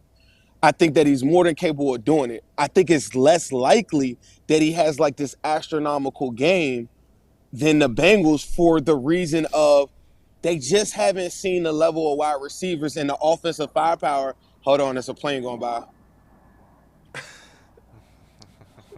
That might be a UFO. You're so far out there in the sticks there, Zim. It might be a UFO. It's a lot of planes out here. All right. So, but he had to have a game like that, or he has to have a game like that for them to be even in the game. Whereas Burrow could go for 220, 2 touchdowns, and mix in P. Ryan, put it together for like 100 something yards, and the Bengals clear. I just think that, sure, Patrick Mahomes could have a lot of yards, but I don't think that necessarily means a Chiefs victory. The Chiefs defense is the 32nd ranked defense in the red zone in the National Football League. The Bengals are the number 2 red zone offense in the NFL this year. The Chiefs haven't won in Cincinnati since 1984. I wasn't even born yet, Tom. So, like, when people tell me, like, a lot of this stuff about the Chiefs, this is not the Patriots. Remember, we battle with guys that won 6 championships. We battle with guys that have won 2 championships on a weekly basis. When people talk to me about the Chiefs, I see the 1 Super Bowl. Imagine if the Bengals would have lost 31-9 in the Super Bowl. Do you know what people would have been saying? They don't already give us context or anything for losing essentially a home game where a team like the Rams were in their own home locker room. They didn't even have to go into an away locker room. They played in their home field with their own home locker room, and the Bengals lost by 1 play in that game. Do you think that the Chiefs coming into here, who just gave up yards, they gave up 30 points to the Chargers with no Keenan Allen in a depleted wide receiving core? Again, Tom, I'm telling you, I get it. The Chiefs are going to get yards, and Patrick Mahomes is going to do something special. But they do not win this game if he doesn't have a great game. I can't say that. The clear advantage of the overall defense being a top 10 defense, just like I said on Tuesday, is a big advantage. The Chargers play a lot. The Chiefs play a lot of teams in their division that have poor defenses and aren't church ready. When the Chiefs played the Titans a couple of weeks ago, they barely got out of that game, and the Titans beat them up in the first half of that game. And Pat Mahomes threw the ball 69 times. If you throw the ball anywhere close to 40-something times, it either means that the Bengals are killing you or you have a bad game plan and Lou Anarumo is going to kill you. This is not the matchup that people think it is. You know, Zim, I think they ought to bring you in as a sideline reporter with Jim Nantz and Tony Romo for this week's game. Tony Romo. You know what? Let me ask you this seriously. How do you think you would no. do as, could you get through a broadcast if all of a sudden, the world's turned upside down and they need Zim Hude to do the play-by-play or probably be the analyst for this game? Do you think you could get through that game without one slip of the tongue? I'm no Thom Brennaman now. Well, that can go both ways, Zim. As we know, that can go both ways. It can go any type of way. But from a professional standpoint, I am a chameleon. I will go off. Honestly, I'm gonna give you a real answer. I'd rather call a game that isn't the Bengals, honestly, because I don't want to come across like how Tony Romo and those guys do it. As a fan of football, it is really, really.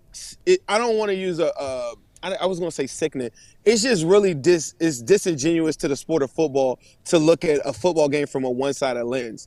Like, if I know I want the Bengals to win really, really bad, I wouldn't even do that to the sport of football. Like, I'd rather call like another game. I got you. And one final thought. I really believe this, and it was suggested by Sir Boy Wonder. I think that, and I really mean this. I 1,000% mean this. I think that you should be ruler of the jungle for one of these home games.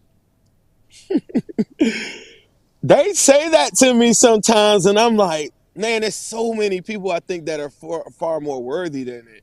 I don't know about that. There's no way Pac-Man was more worthy than you are. What? Pac-Man Jones? No. Hey, let me no give way y'all he was more worthy than Zim Hude. Let me give y'all an inside scoop, and I hope and he won't mind this. One guy, I don't know if y'all saw this on Twitter. I'm in constant contact with Vontaze Burfict, right? Yeah. So this is one of my guys that I really, really like. Beautiful daughter, amazing guy, always treated me with respect. He's part of the reason why I got bigger on Instagram. I proposed to the Bengals. Like now check this out. Burfict would have been ruler of the jungle week 1, running out, playing the Steelers. But I didn't know this until after the fact. But he welcomed the idea of it, and I pitched it to the Bengals probably like a week or two ago. And so I just run off so many guys that I just think are so much more worthy of it than me. Like I told you before, I don't really care about me as far as what it is to the Bengals. Like when the Bengals win, everything in my favor will be, me and you will have drinks at the Super Bowl. All the things that I want, all the moments that I want to create, all center around the Bengals winning. Like me being a ruler of the jungle isn't something that I really care about, to tell you the truth. Like I just want the Bengals to win. Well, if they ask me to do it, I will have a long list of items that I have to do, and I don't think that they will like it. Whoa. I was going to let you go on that note, but wait a second. You mean to tell me if the Bengals ask you to be ruler of the jungle, you're going to come to them with a laundry list of items that they would have to agree to? Tell us just one or two of those. What would they be? Can I curse one time? Go ahead. You can curse as much as you want. I would have to get on the microphone and say, fuck the Steelers. I just couldn't. I would be doing a disservice to everything that everybody came. I get energy from the people commenting. They be like, Zim, you should say this. You should say. I couldn't go out there and just be hush hush. Now, doing a sports broadcast like that question you asked me earlier, that's totally different. If I'm gonna be Zim Hude out there, I gotta drop the mic out there. I gotta go crazy. I gotta run around it. They gotta let me run around the stadium, around Paycor. I need to do a full lap. There's some items that have to be done if they were to make me rule the jungle. And if it wasn't like that, I don't want the people to see it like that. They need to get turned up on a different level. They need to see this Zim Hude stuff go out of this world. Well, I think that Casey and Paul and Brandon collectively allegedly have some kind of pull with Katie Blackburn, and perhaps Katie. Goes right all the way up with Troy and Mike, and so I think we ought to try and make it happen. Zim, we're going to check back with you next week. What's that? Talk to Elizabeth. She'll vouch for me. That's a person that really, I think she likes what I do. I know that she watches a lot of my moves, so that's somebody that 100% will be on board with it. But I don't know if everybody else in that building would be, but she would. I think they would be. I mean, you had the other day the one clip that we put up on social media. You have had over 10,000 people that have clicked on to hear one soundbite from Zim Hude. That's like Kim Kardashian stuff. Man, I got some moments. If you go back and look, I got some 1 million, some viral moments. But like I said, they all center around the Bengals. And, as long as I keep the energy towards the Bengals, everything is going to work itself out. And when the Bengals win, Tom, we all are going to win. Cincinnati. All right. Cincinnati is right. You and our man Ace Boogie. Tell him I said hello. Best to your wife and your son. And hey, hold on. Let me say this one more quick thing. Yeah. Go to zimhude.com. I'm doing a sale for everybody. Extended Black Friday sale. Promo code Burrow316. Go check my Twitter, but if you go check that out, 20% off everything, zimhude.com. What's the perfect stocking stuffer for a male Bengal fan and a female Bengal fan? If you had to pick one item on there, what would it be for each? The male one, I have a shirt. It's called the Glass Eaters, and it's like Lyle Collins eating glass, but I drew it like a Simpsons character. So I thought that was really good at the Ted Karras moment. So that's a good one for a guy.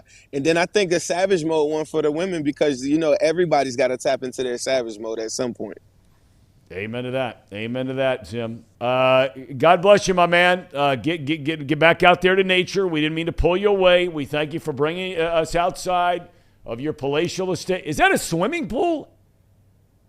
I used to be. I took it away. Kids. Okay. All right. Zim, be good, my man. Take care of yourself. See you later. Look at that dude. Hops That's on. big league operation he's got going on there.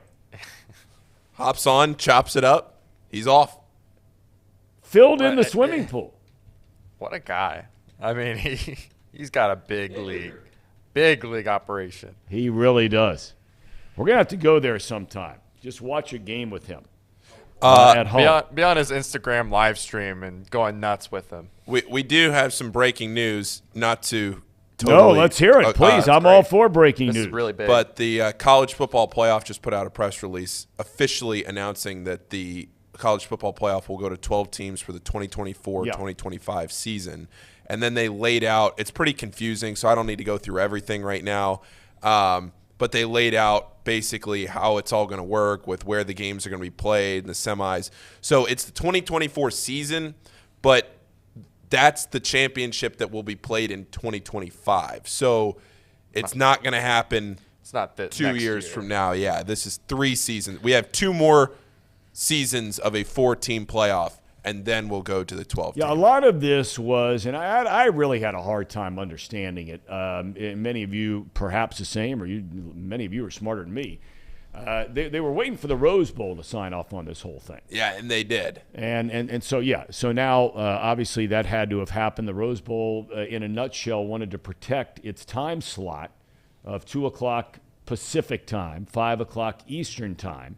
Moving forward, they rotate the games, at least for the next couple of years, for the semifinal game, championship game, blah, blah, blah.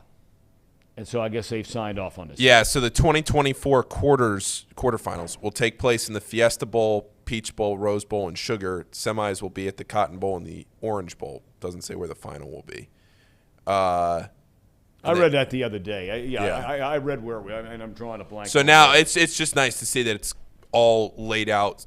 Yeah, from the college football playoff. It's official. It's going to happen. So this season, next season, the season after are still the 14 playoff, and then it'll go to 12. It's this playoffs. Then we have a whole another season playoffs, and then that next season will be a playoff, or it will be the new that's Yes. right. It's only next season we go through, and then it's a playoff. Sorry, the I following said year. 2. Yeah, 2 including this year. Don't do Yes. math in public, Yes. Paul. That's the second time in 2 days that I've screwed up the math in public.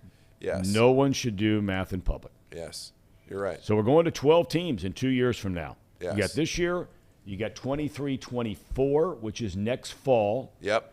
And then the following year, it will be a 12-team college football playoff. And all of that continues to get back to this whole UC thing. They can't miss on this deal. They just can't.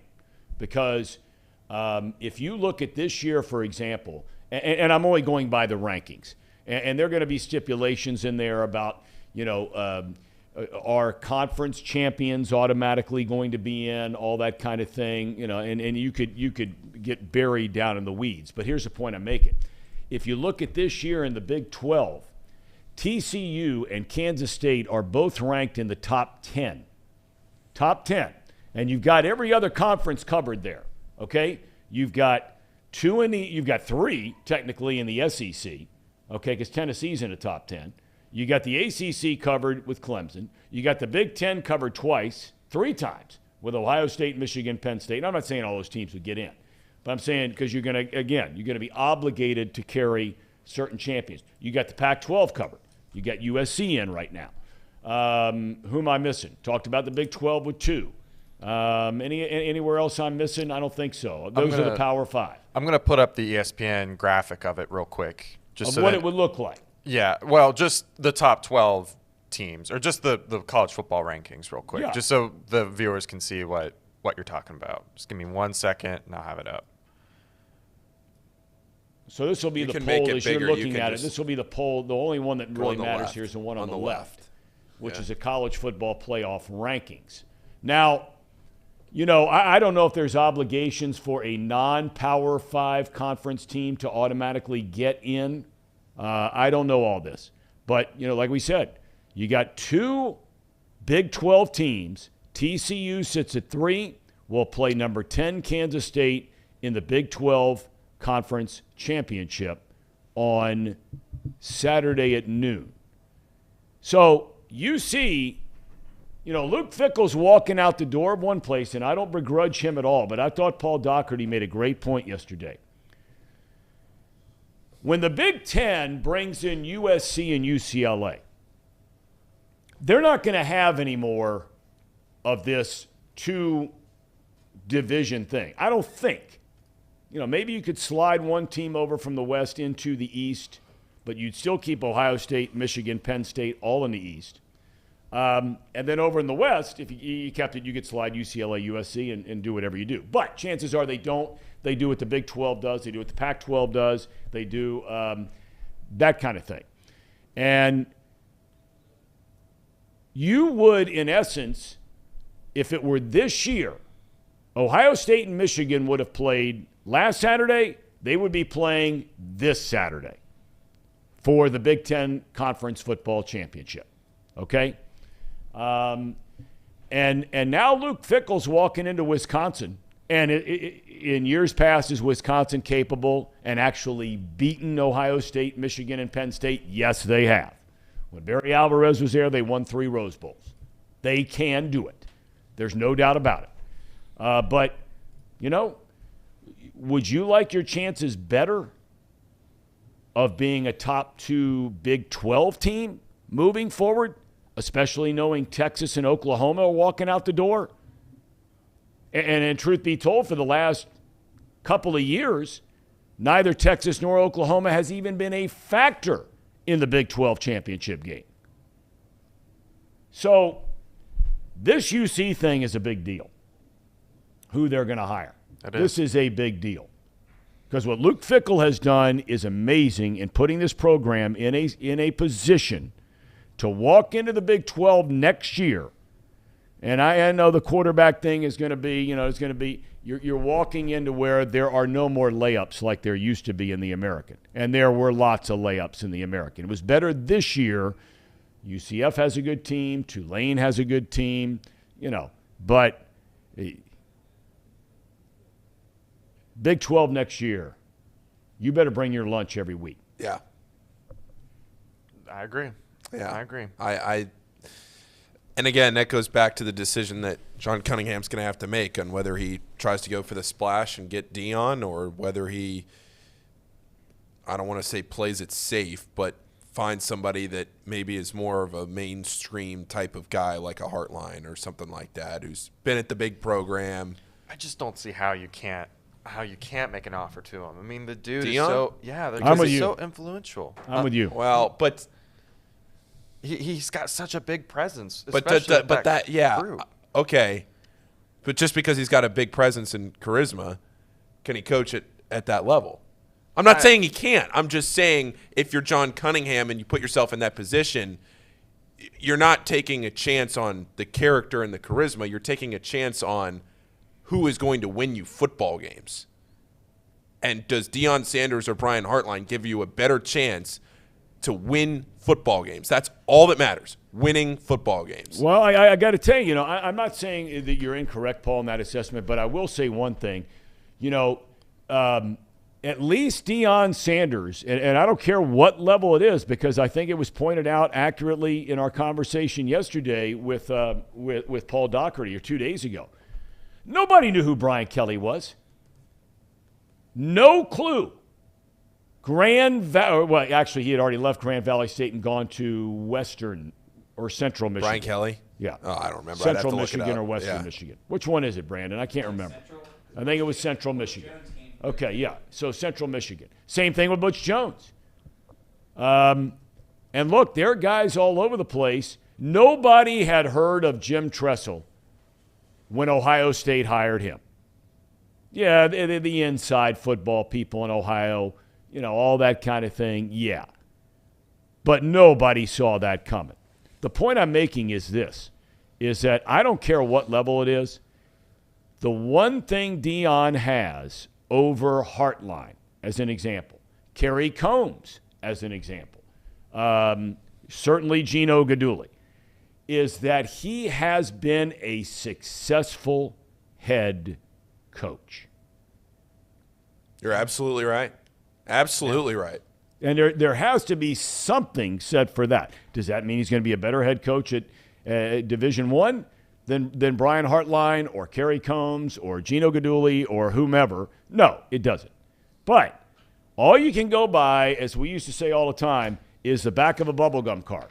And right now, if you're looking at the bubblegum card, Deion's got something. If you're trying to hire a head coach, on that resume on the back of that bubblegum card, he's got this year 12-0.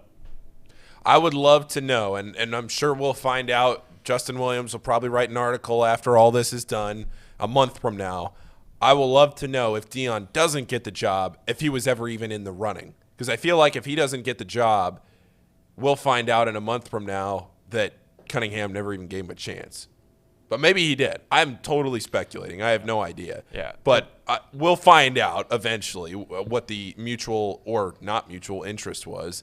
And, yeah, I don't know. And here's my thing about the Deion Sanders thing. Even if he's not a great play caller, right, I think just the recruiting that you would get alone from him would be enough to justify for the next coach, for the next guy to have a better opportunity at that job. I think that can't be understated enough. I mean, the dude just has the reach. I mean, he convinced a kid to go to a D2 school. I mean, like, that was the top in the country. Well, he took big-time advantage of, you're right about that recruit, number one recruit in high school football a year ago. He has just completely raided, and it's all legal, the transfer portal. He's brought in a bunch of guys from big-time D1 program schools that it didn't work out, and you're coming down there to play for Deion. So he's going to get players. There's no doubt about it. The same can be said of Brian Hartline. I mean, it's not Ryan Day. He might be the guy that closes a deal, but the guy that's brought in Chris Olave, Garrett Wilson, Jackson Smith and Jigba, Marvin Harrison Jr., Emeka Abdul, all these guys, Julian Fleming, and three of the top 5 wide receivers in high school football coming out this year are coming to Ohio State. Because they're starting to become known as wide receiver U. And the guy that is the lead recruiter on all those guys is Brian Hartline. Yeah, and he's my number 2. If you're not getting Deion, you better get the guy that's regarded as one of the best recruits right now in the country, at least at receiver. And, I mean, I'm sure he can evaluate talent elsewhere. I mean, receiver is a very athletic position to evaluate to begin with. So I'm sure he's great at scouting out talent regardless. So for me, it goes Deion, Brian Hartline, and then you're talking about maybe another guy that we're not really throwing out there yet because I don't want to – kind of how Trace yesterday on Box Lunch, he does not want to recycle a coach who has failed. Like, why get a guy from the Big 12 who was literally the bottom of the barrel in that conference? And you're thinking about hiring that guy so he can hold do it on again? a minute now. That's a stretch. And you're talking about, and I don't want to put words in your mouth, you're talking about Tom Herman, who, by the way, I did not know about. Tom Herman was actually born in Cincinnati, Ohio. Yeah, he's a Cincinnati guy. I did not know that. I thought you were talking about Matt Campbell. He grew up in California, so he moved out of Cincinnati immediately. He's a California guy. Since the time he was 6 years old, he grew up in Simi Valley, California. But, you know, you look at, he goes 13-1 at Houston. Then he goes 9-3 at Houston. Okay? He wins a Peach Bowl at Houston his first year there. He gets a Texas job. And Texas has been a mess through the last 7 coaches they've hired. I think they're still a mess now. That's my opinion. I don't think they're in any better hands with Steve Sarkisian than they were with Tom Herman. I was talking about Matt Campbell. Okay, I'm sorry. My bad. That's why I said I didn't want to put words in your mouth. But Tom Herman, I mean, like, he hasn't gotten the job done at Texas. Like, okay, but let me just hang on a second. Now, he walks in the door. They've got some issues going on there. 1 game over 500. The next year he goes 10-4. Then he goes 8-5, 7-3. All 4 bowl games he wins, including a Sugar Bowl in 2000 and 18. Would we consider that success at UC? Yes, I guess. I mean, I guess for Brandon Sejo, I guess that's success. I just have high expectations. I put my teams that I root for, I don't give them any slack. I don't care how bad they did the year before. UC's never won a. Yeah. I know. Oh, you got. I mean, know, but I'm just saying, like, he knows the league. who are we Herman on knows here? the Big 12. Herman knows. Knows it inside and out. I don't know what his What? I don't know what his recruiting was like at Texas. I have to believe it was pretty doggone good. Look, what's the your bottom top- line is the best point was made by, I think it was Sir Boy Wonder here on the chat, because this is a fact, and this cannot be even remotely debated. And this is the simple line that Deion will get in any kid's front door. Yep. Anybody. Yep. He'll get in the door. Whether he can get him to sign to play at UC or wherever it is he goes, that remains to be seen. But he will have a seat at the dining room table, coast to coast. Prime time. Prime time. Who is your? I gave like my top 3 guys that I would want, like Dion, Hartline, and maybe Herm is 3. And but what's your top 3? In your word, Tom, like Paul, go ahead. you look at Tom Herman, Matt Campbell, to steal one from you, you're tired. Do you get excited? Come on. Do you get so excited? What do you mean tired? Do you get? These guys are in their early 40s. Do you hear Tom? Do you hear Tom Herman and Matt Campbell, and you get fired up in the morning? You get fired up to hear those names? No, you don't. You know that you make a great point there. I think at the end of the day, if you're talking about getting fired up for a fan base, clearly Dion and Hartline, in that order that you just pointed out, Casey, in that order, they are the ones that stir it up the most. Yeah. The most conversation, for sure. But I would not outright dismiss the likes of Campbell, Herman. I know a lot of the UC players have gone to bat for Gino Guidugli. And you know what? They should, because they played for this guy. They were around him every day. They know him better than anybody else. They know what the guy's like. Everybody universally loves Kerry Combs. And there are a lot of people who'd be thrilled for him, including me, if he got that job. But, yeah, if you're talking about waking up to a buzz, it's like Xavier could have gone out and hired a bunch of different guys for their basketball job this year. I mean, a lot of people would have beat down the door to get that job. Really good coaches. Yeah. Matt McMahon went to LSU. Dennis Gates went to Missouri. But, like, do you wake up in the morning and you're like, hell yeah, Matt McMahon? No, you're like, hell yeah, Sean Miller. That's right. That's what I'm trying to convey here about the UC head football coach. Okay, let's see here. Trace Fowler weighed in on this. He said, is no one going to be bringing up that Brian Hartline's recruiting at Ohio State? Yes, we did bring that up. He just Tom commented Herman again. recruited Joe Burrow to Ohio State University.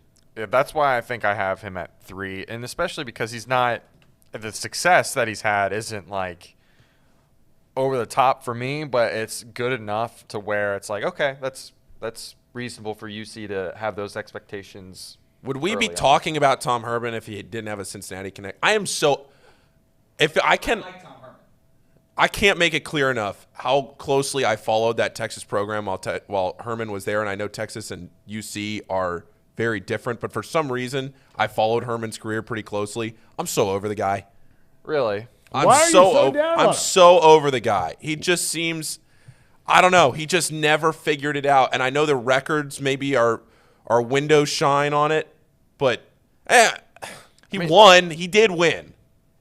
And Texas has unrealistic expectations. But Herman is, oh, man. I don't know. UC can do better than that. You know the one name we never bring up? And SB Nation wrote a story on this late last night. Don't know if you saw it. The one name we have not brought up at all is Jim Leonard. You can't do that. Oh. You can't do this. Steve, it'd be basically a flop, basically. You know, Leonard was the defensive coordinator at Wisconsin, and in this writer's opinion,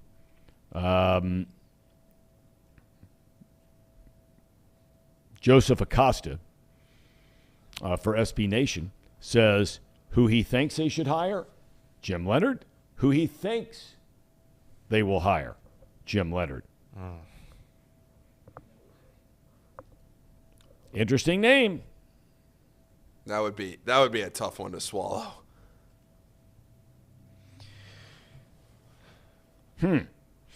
Okay.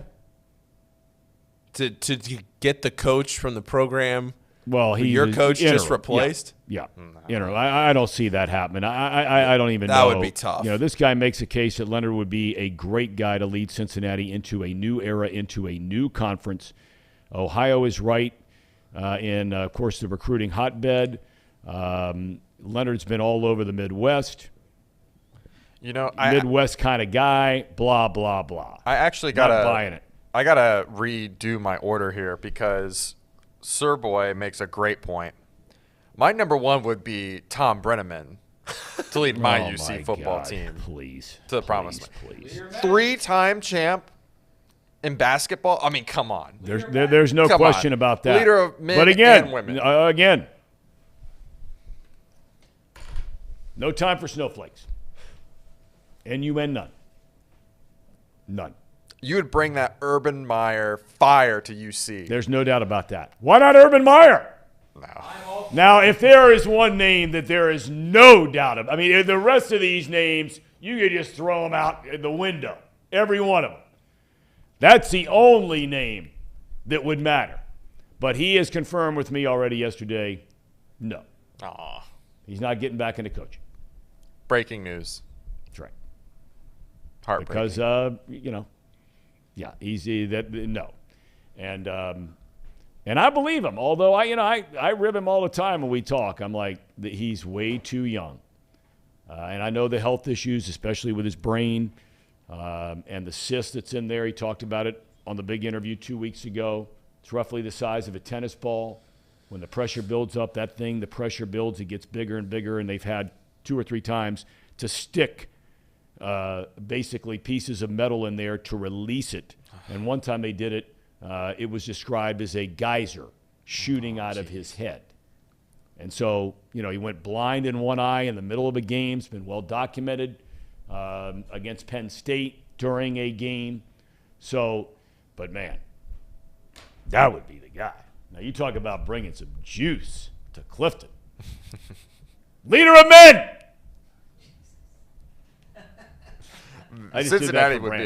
Cincinnati would be a football town after that. Oh, man. Yeah, I mean, nobody would go to the Bengals games anymore.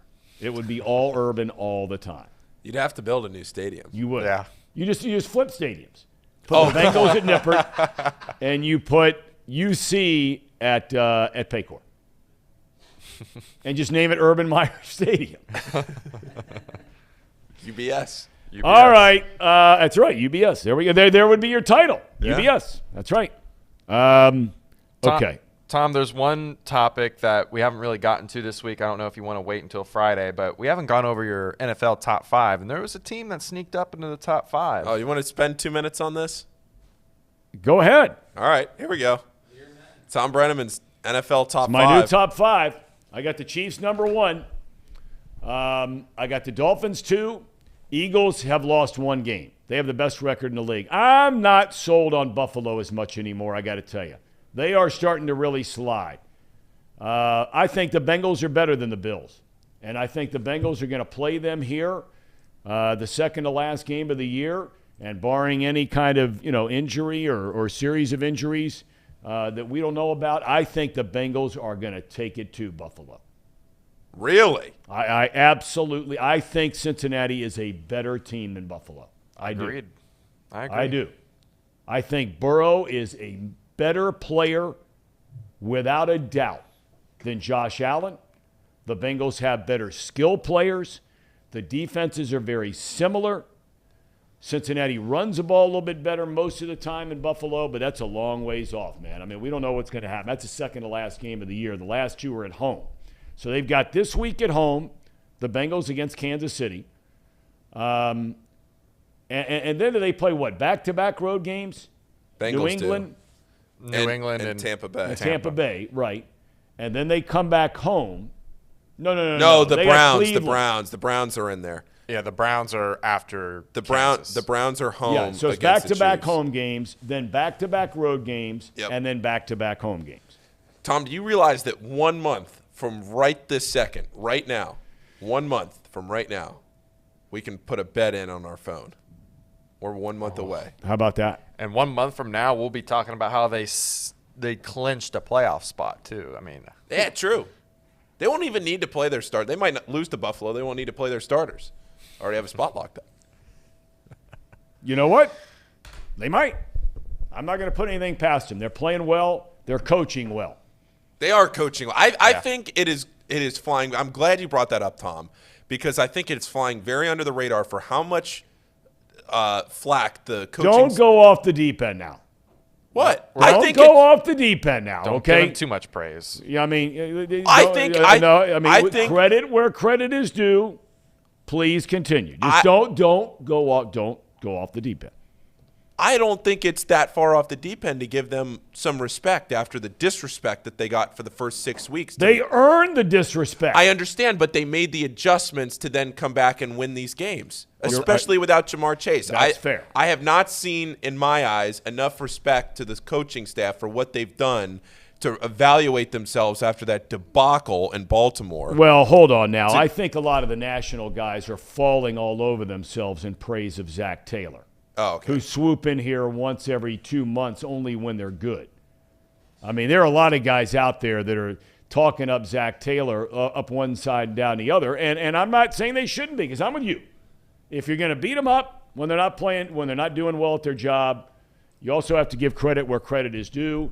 And if the story is indeed factual, that they've gone, quote unquote, back to the drawing board on offense and play calling and all that kind of thing, well, you know what? God bless them, because they look like a different team. There's no doubt about it. Yeah.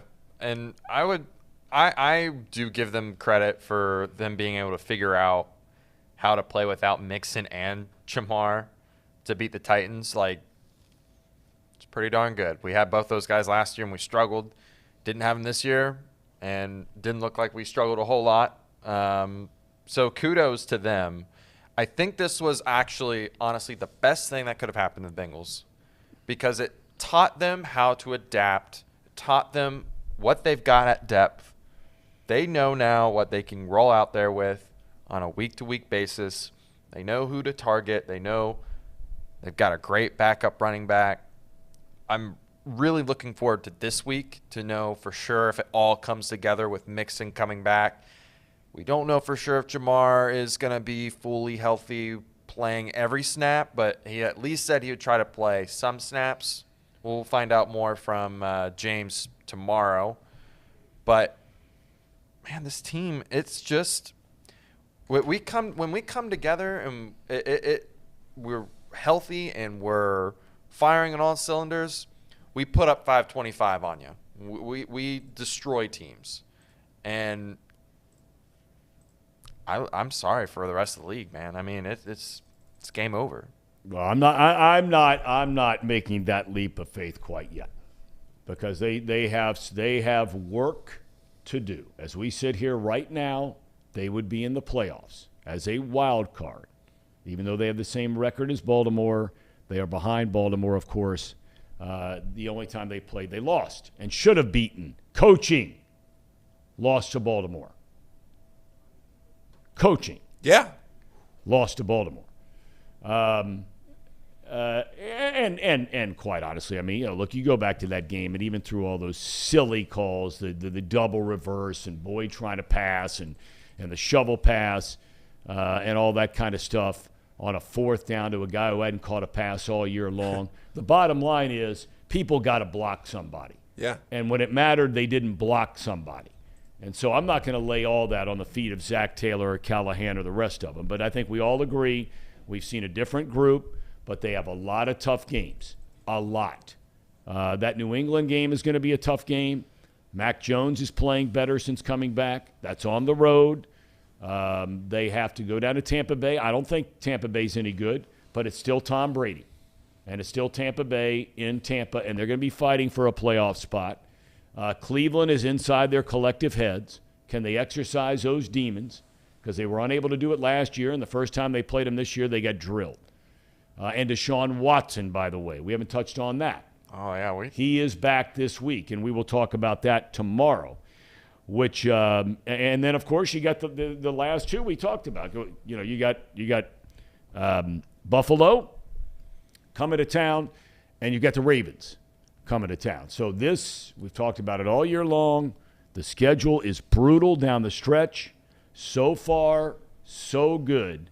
And what I consider to be last week is the first of that stretch of now it's time to show me the money, as they say.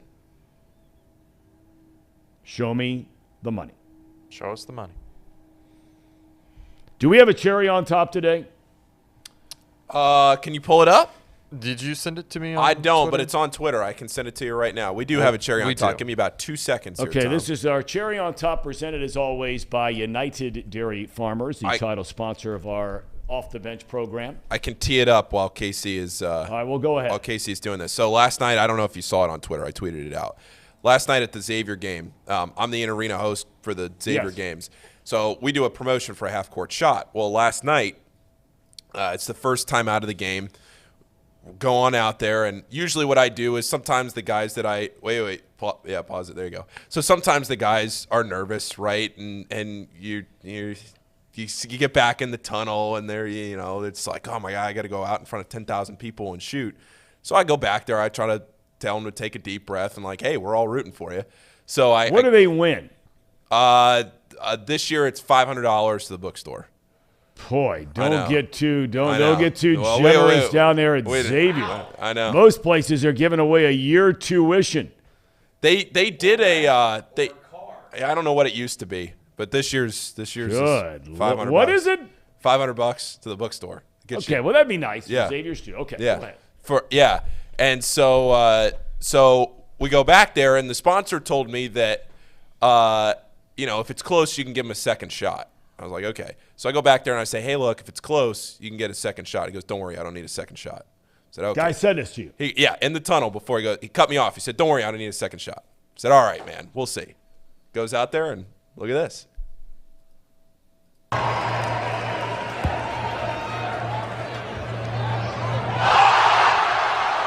First shot.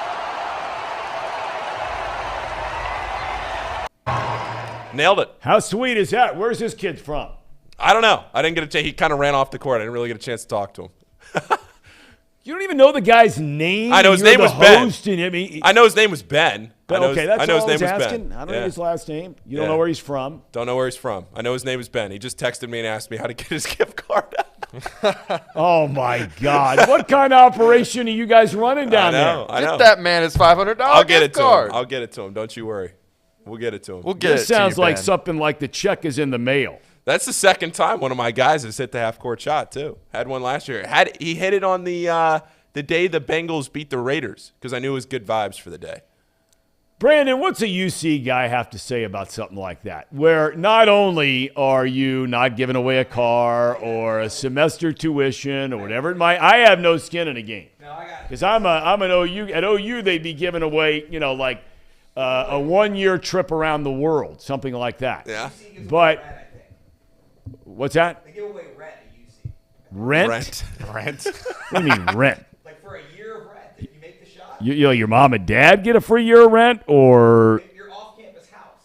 okay, but what if you're on campus? They'll pay the housing. Maybe I don't know. I don't pay attention to that. Oh. 5 years deep by the time that happens. Okay, well that would be a nice one. But look, $500 is great. The team shop, that's fine.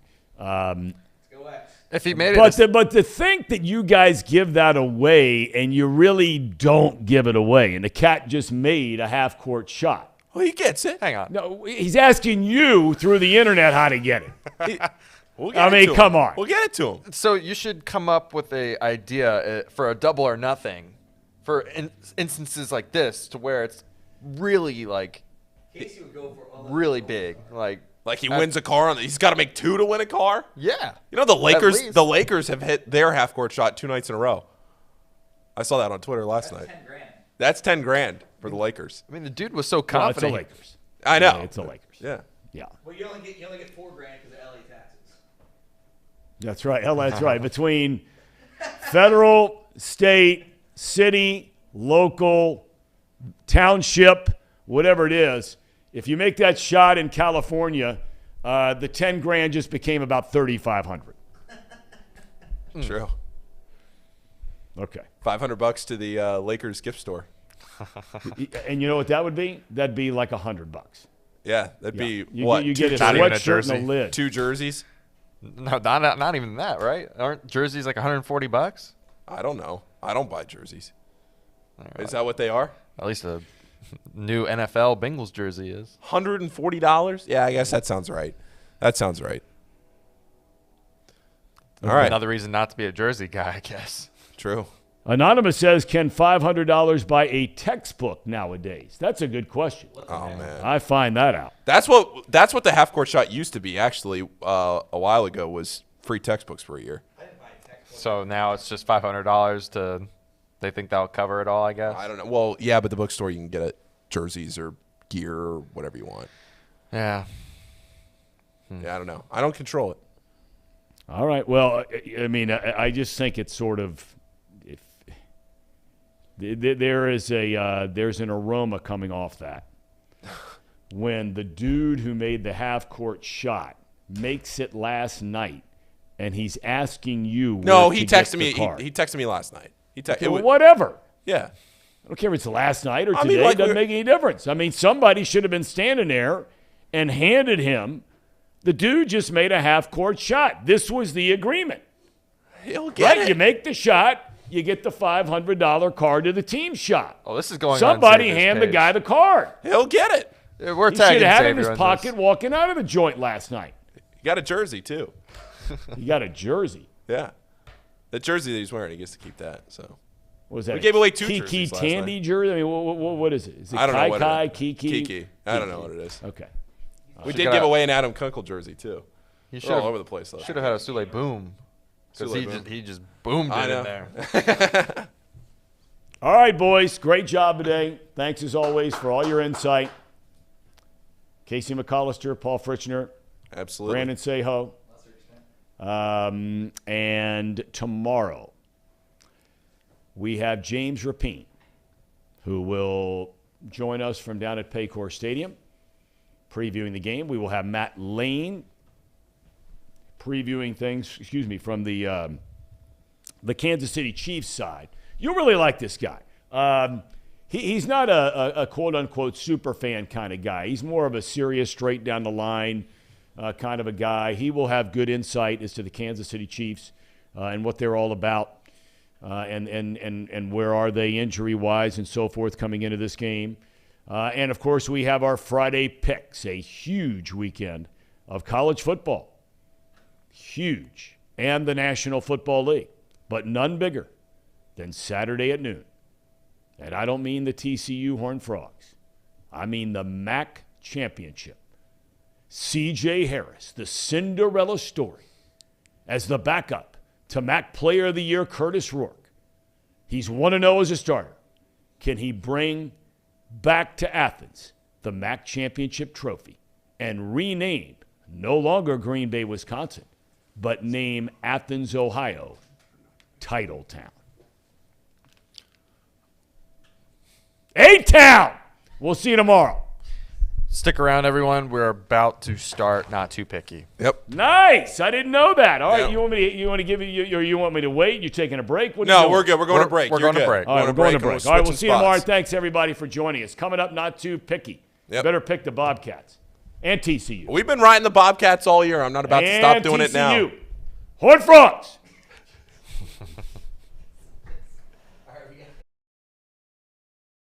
At United Dairy Farmers, we've perfected freshness in our family bakery, where we use only the finest ingredients, like thick, high-quality glazes on our signature donuts, before delivering them fresh from bakery to store every day. UDF, made for you. If your AC or furnace is struggling, turn to the experts at Bartell's Heating and Cooling. Their certified technicians get the job done right the first time. And if you need a new unit, Bartell's will give you upfront pricing with no hidden fees. Plus, Ask about Bartell's 0% interest financing for 60 months. Learn more at bartellsheatingandcooling.com. Bartell's Heating and Cooling, for a comfortable way of life. Eli's Sports Bar and Grill, proudly sponsoring high school football with 3 locations in Mason, Liberty Township, and Ross, Ohio. Our 10-foot screens guarantee a great view from every seat in the house. Eli's Sports Bar and Grill, the best place in Cincinnati for sports, food, and fun.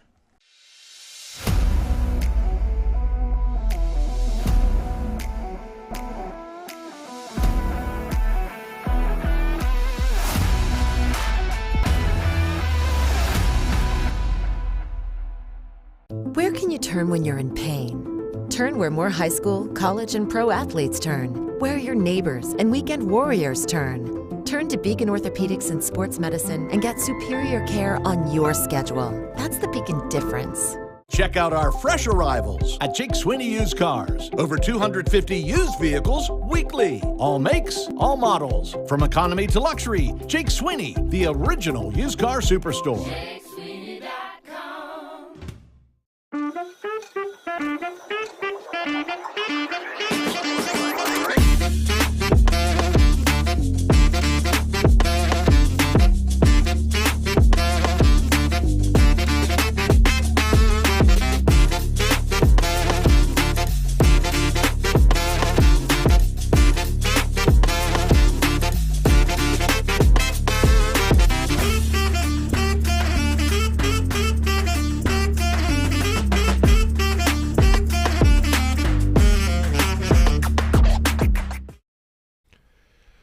Today is Thursday, December 1st, 2022. This is Not Too Picky. Paul Fritchner, no Reed Mouse today. Reed will be back a week from today on this show. He'll be back in the office next week, but a week from today on this show is when he will be back. Casey McAllister is over there to my right. And Mike Schmaltz will be on the show in just a minute to go through his picks for the week. And before we get going on some of the picks and some of the things that I'm looking for today, I want to kind of get everybody up to speed on where we are. Sports gambling will be legal 1 month from right now in the state of Ohio. Sports betting will be legal. You'll be able to go on your phone. You'll be able to go down to the casino. You'll be able to go down to the bar or wherever the kiosks are here in the state. You can find a list of wherever they're going to be. Not all of them are going to launch right on day one. Like Kroger, everybody made a big deal about Kroger getting all the sports betting kiosks, right? You can go down and you can buy your groceries and then you can bet on games right away. Kroger has said that they are not going to release their kiosks right away. That's going to be a step-by-step process for Kroger that, hey, we're not going to just launch on January 1st, that you're going to be able to go down, get your apples and oranges and put a parlay in on the Bengals and the Bearcats and the Musketeers all at the same time. So just so that everybody is on the same page, 1 month from right now, you can do it on your app, you can do it in the casinos and a few other spots, but not all of the places that will have kiosks will launch right on day one. It'll kind of be up to everybody's discretion and how they want to play all of that out. Along with that, for everybody that has been listening and waiting for the Sports Gambling 101 show that I have been talking about for a couple of months, I've mentioned how we're doing that closer to when the launch date will be. I'm eyeing December 19th for that show. So what I'll do is I'll run through basically what, spreads, money lines, totals, overs, unders, all those things mixed in. I'll have all of that for you, explain it all in a way that when January 1st rolls around, you'll be able to know what I'm talking about. All right. I think that's all of the administrative stuff I had. Casey, is Mike here yet? Mike is not here yet. Okay, Mike is not here. I will shoot him a text. But that's okay because we can go through our NFL picks. The Bills and the Patriots. Patriots right now tonight in Thursday Night Football. Patriots are plus 3.5 in this game. This is at the Patriots. Plus 3.5 right now. The total is 43.5. Josh Allen and the Buffalo Bills have been struggling to cover spreads over the last few games. This is not a Bills team that looked like the invincible Bills team that we thought it might be in the last couple of months. It's a different looking Bills team right now. I'm taking the Patriots tonight at plus 3.5. Wow. I think at home, I know that it's a field goal number. I like the 3.5 at the field goal number. I'm not super confident in this one. I don't love it, but I probably will watch it because. Did you check the weather there at all? I have not. I have not looked at the weather today. I had heard that it might be dicey, so let me check the weather and see if anything has moved out of the area. And I will look. I'm just going to look at Boston. It's close enough. I just remember last year, that Patriots-Bills game where it was so windy that it was such a low-scoring game. It was like 10-3 or something like that, and the Patriots only ran the football. I think they only threw the ball like twice, maybe the whole night. But a little windy tonight, but no rain, snow, anything like that. It'll be 37 degrees. Okay. So football weather. All right. That's Thursday night football. It is a huge, huge weekend in sports this weekend. Let's lay this weekend out for you. You have on Friday, you have the Pac-12 championship. You have a couple of football games tomorrow night on in the college football world. You have the Pac-12 championship. You have North Texas, UTSA, Akron, Buffalo. You have then on Saturday, the SEC championship, the Big Ten championship. You have the ACC championship. It's championship Saturday. I don't need to go through them all. It's championship Saturday this weekend. Kansas State TCU is going to be one of the best games to keep an eye on because we've talked enough about whether TCU will make the playoff if they lose this game. I personally think they should. TCU should be in the playoff already, unless Max Duggan gets a catastrophic injury, he suffers an injury, and TCU loses by 30 points. I think TCU's in the playoff. They've already beaten Kansas State this year.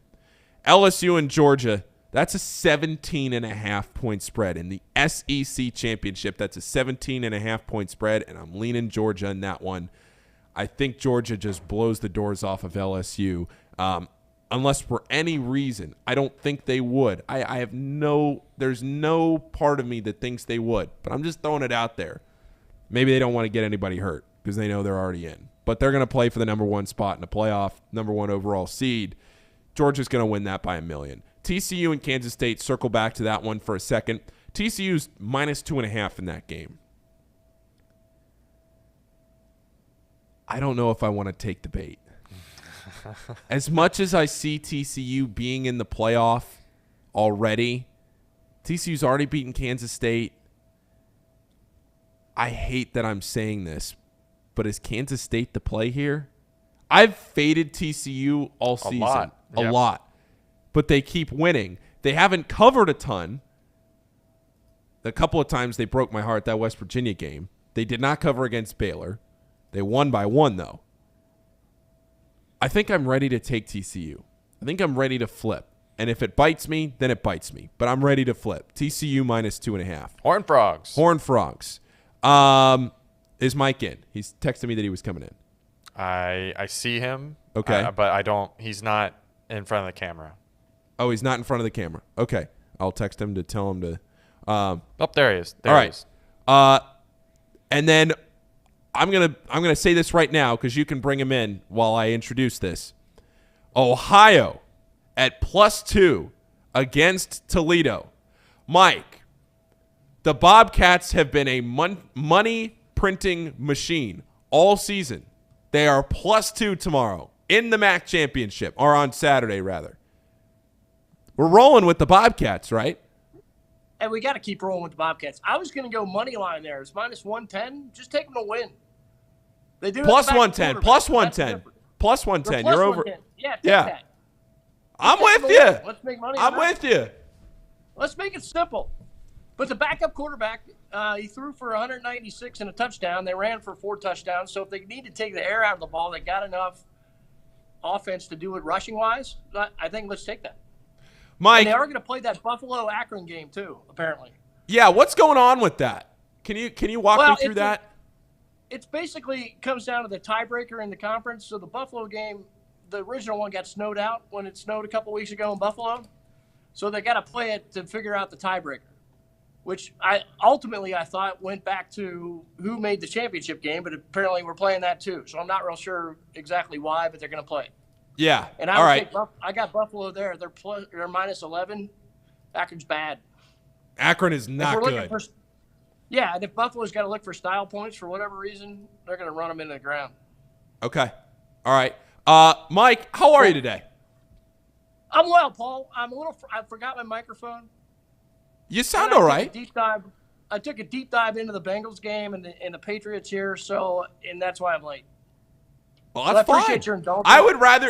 I would rather you be late to the show with more information than be early to the show with losers. So I'm glad you're here now with winners. We're trying to pick winners, Paul. We're all Mike, here to pick winners.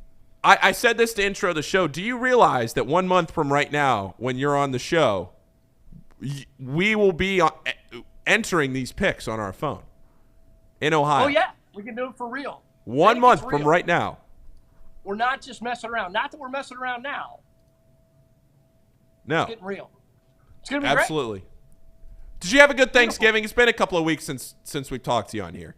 I did, and I appreciate you bringing me off probation. I had a rough week there the week before Thanksgiving, so, you didn't have the show. So I kind of went to the corner and felt shame. Yeah. And I sat backwards. I didn't even face the room. So it's, I took my penalty pretty well. You ate the cold turkey. You deprived yourself of the green bean casserole and the stuffing, and you just said, you know what, I got to just swallow it, and I just got to look forward to next week and get back to the winning.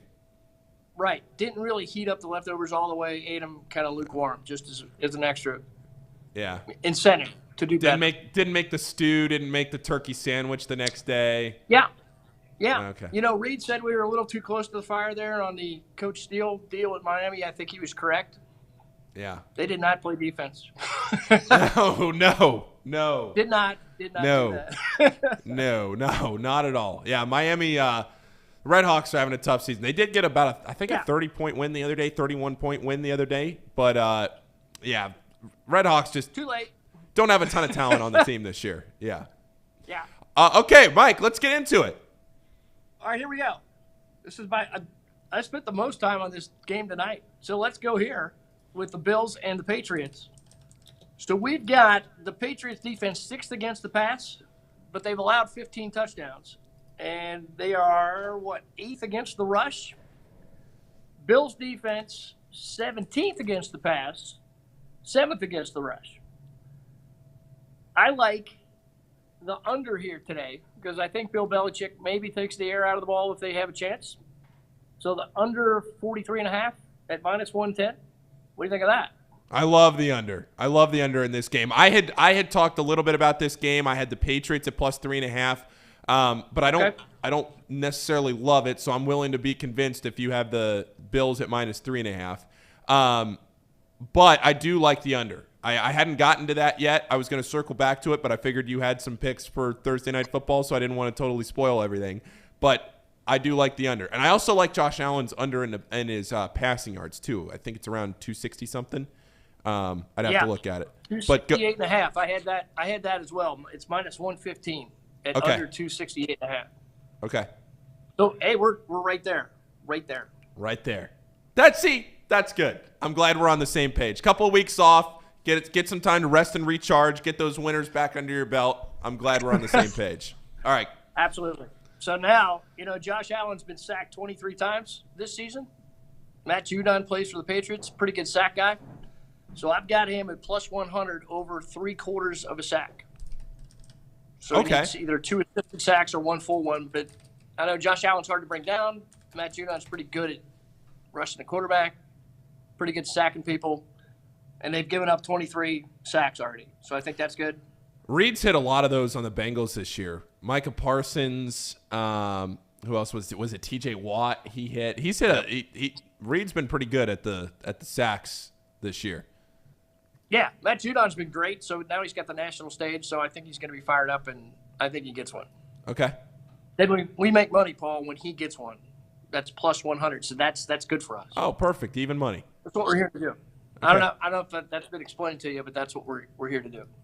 Sometimes I get lost in the weeds when you have a rough week, but it's good to be reminded.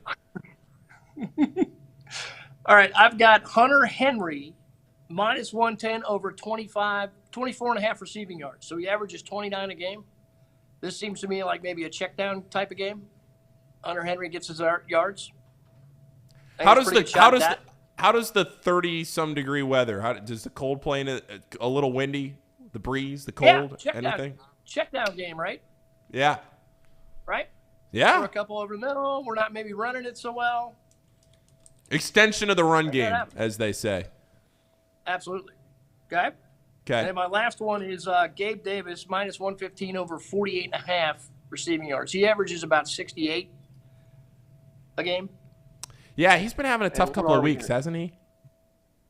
The Bills are 17th against. He has, but the Bills are 17th against the pass. Right? The Patriots are. What did I say? Against the pass, they're 23rd. Hold on. Yeah, 6th against the pass. So they're probably going to hold him down, but, he's another option. You got to guard Diggs first, and then Gabe Davis maybe gets his yardage. Okay. That's my rationale there, Paul. I love it. Got that? All right. I like it. Got one more for you on Saturday. Navy plus 105 on the money line in the Army-Navy game. No, that's next week. That's next week, Oh, Mike. it's next week. No, see, this is again going back to your Bengals bye week pick, where you just are so confident in your pick, which did hit. You were so confident in it that you gave us 10 days. Better. You gave us 10 days heads up to plan our bankroll and say, make sure you manage it because I like it so much that you need to be able to plan ahead to pick for it. You're doing the same thing here, and I appreciate that. But yeah, so I got to pay attention to dates, but we're taking Navy. Navy's been good to us, so let's keep going with Navy. Okay. Okay. The midshipman. All right. Chiefs Bengals. I didn't see a whole lot of the fun stuff. I didn't see a whole lot of the props here. So the Bengals, right, are 11th against the pass. They've only given up 10 touchdowns. The Chiefs are 21st against the pass. They've given up 22 touchdowns. I take the Bengals money line here, plus 110, right? Let's just go. And then they were plus 107 at like plus a point. So if we think they're going to win, you maybe get a little better odds if you take the alternate line. So Lou Anarumo shut them out twice in the second half in the past 2 games. Yeah. Okay. I think the Bengals win. Again, I think the it's hard to do Bengals 3 times in a row. Patriots are playing well. Kelsey's a little hurt, though. Wait. Chiefs, you mean? Yeah, sorry. Chiefs. Okay, Chiefs. Yeah, Bengals are plus 110 right now. You're right. It's all the way down to plus 1.5. It was at 2 like an hour ago. Now it's down to 1.5. People are in the Bengals' favor. Yeah. People are with it. So the plus 1.5 is pretty good. The Bengals right now, just so everybody knows that kind of follows along to how I look at some of this stuff that we look at in the office, it's about 50-50 on the money. It's right about 50-50. People betting on the Chiefs and the Bengals. 55-45. Money's 52-48. So pretty even. They can't figure it out. Well, Jamar Chase comes back. They've got do we know that for sure? Do we know for sure? He said he wanted to go and they want him to get his reps in. I didn't see a thing. Is he going to play 100% for sure?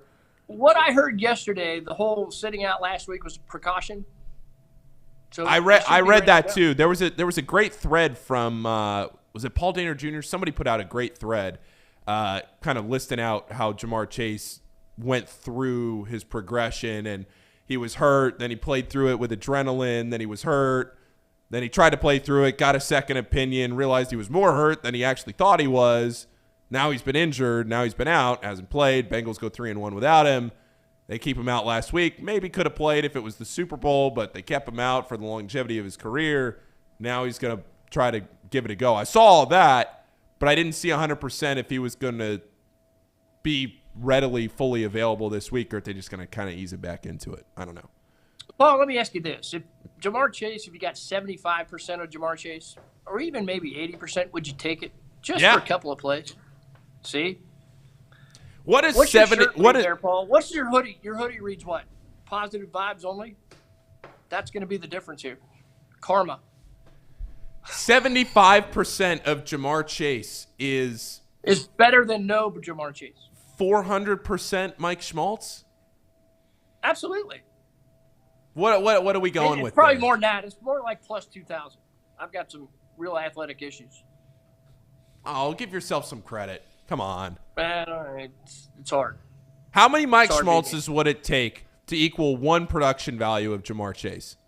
It takes years. So I'm, 54 years old? I would say most of my life. So let's say 48 years worth. All right. It works for me. I'm not going to give you I'm going to give myself a little credit and not give you the full half century. Okay. Cut it off. All right. Fair. All right. Do you have anything in the World Cup for us, Mike? Oh, who is the U.S. playing? The U.S. is playing. I did not look at it. They are playing the Dutch, the Netherlands, on Saturday. Now, I was going to do this at the end of the show after you got off, but I'll just do this now. And you know what? We'll just stay on, and we'll end the show when Mike – actually, no, we're not going to end the show when Mike gets off because Casey's going to have a prop for us. Oh, yeah. But I will go through the World Cup now. So one thing about the World Cup, Mike, is that you can bet soccer's a three-way – it's a three-way bet. So if you bet on the USA to win and they draw, it's a push. Now, it counts as a draw even if you know that you and I know this from broadcasting soccer, but I'm just saying for anybody out there that doesn't know this, it counts as a draw even if it goes to PKs. So the U.S. can advance, but that doesn't necessarily mean that they win. They would still have they would have drawn the match. So if you bet on the USA to win on the three-way money line, which is U.S., the Netherlands, or the draw, the U.S. is plus 330, and that's come down a little bit. To advance, though, just to move on past the Netherlands, they're only plus 170, which tells you that people, especially here, are valuing the defensive effort of the Americans and what they can do to potentially maybe not allow a goal, keep this scoreless, send it to PKs, and advance that way. So it's plus 330 just to win straight up in the regulation 90 minutes, or it's plus 170 to advance. I like the plus 170 to advance, and here's why. Because I think your percentage is better in PKs, as we've seen in the Big East. There were how many draws? We never made it to PKs in the regular season. Yeah. Right. So let's take the PK percentage, and it's still plus 170, so that's good money. I agree with you. Plus 170 was the pick I was going to get. Now, the other thing to keep in mind is that the books, especially in the United States, well, this whole point is about the United States. They changed the number and the value of it because they know that everybody's going to bet on the United States. So the real value of the United States probably is closer to maybe like plus 350, plus 360, because the books in the United States know that all of the action they're going to get is on the United States to win this match. Nobody's going to bet on the Netherlands to win this match straight up. Maybe 3-4%, but like I think in the match the other day against I'm blanking who did they just play? Iran. I think 95% of the bets were on the United States to just straight up win that match.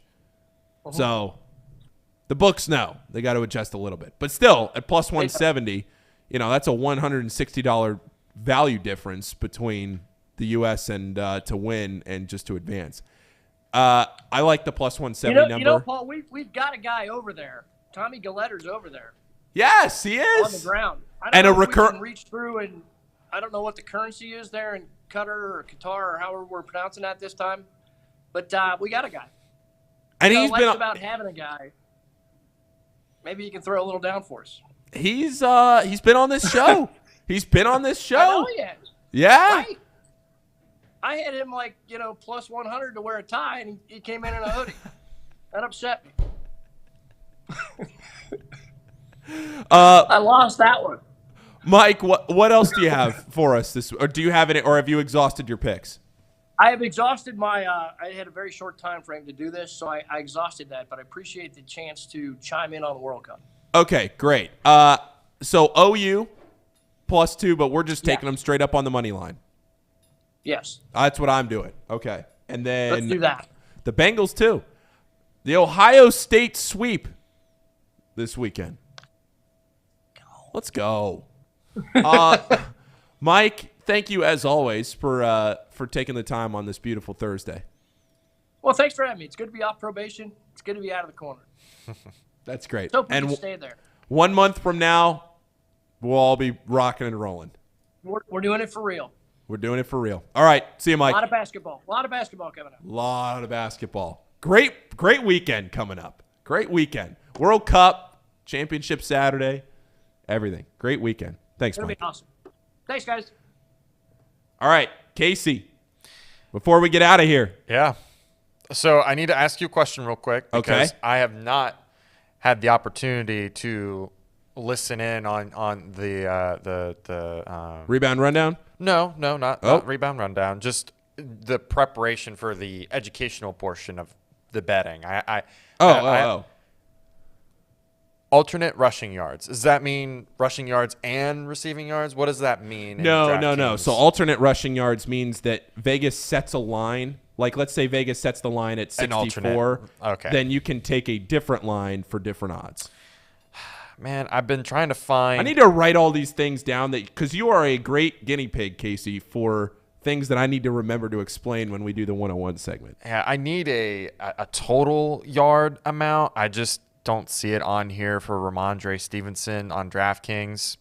So instead of that, I'm just going to do this. And all right, here we go. I got 5 picks here. 5 picks? I got 5 picks. What did we do to deserve this? The chat is loving 5 picks from Casey McAllister. 5. I don't know if you've ever given 5. Five picks that are all being parlayed on top of that. All right. This is a big one. This Oh, is a boy. plus 900, baby. Oh, my. We're going for a bomb. We're going for a bomb. And I honestly, I don't hate it. A plus 900 bomb. I think from this has a Casey. lot of potential. Lay it on me. Buffalo Bills, the spread, 3.5. Okay. I think that's a lock for anyone. Stephon Diggs, anytime touchdown scorer, he's been just tearing up the Patriots, except for that one game, that terrible weather game.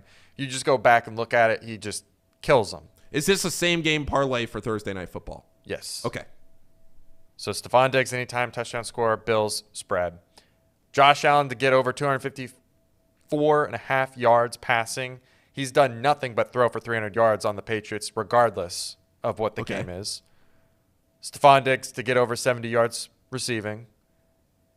He's only ever posted a 50-yard game this season one time. So that to me is gold. And then the last one was going to be Ramondre Stevenson's yard total.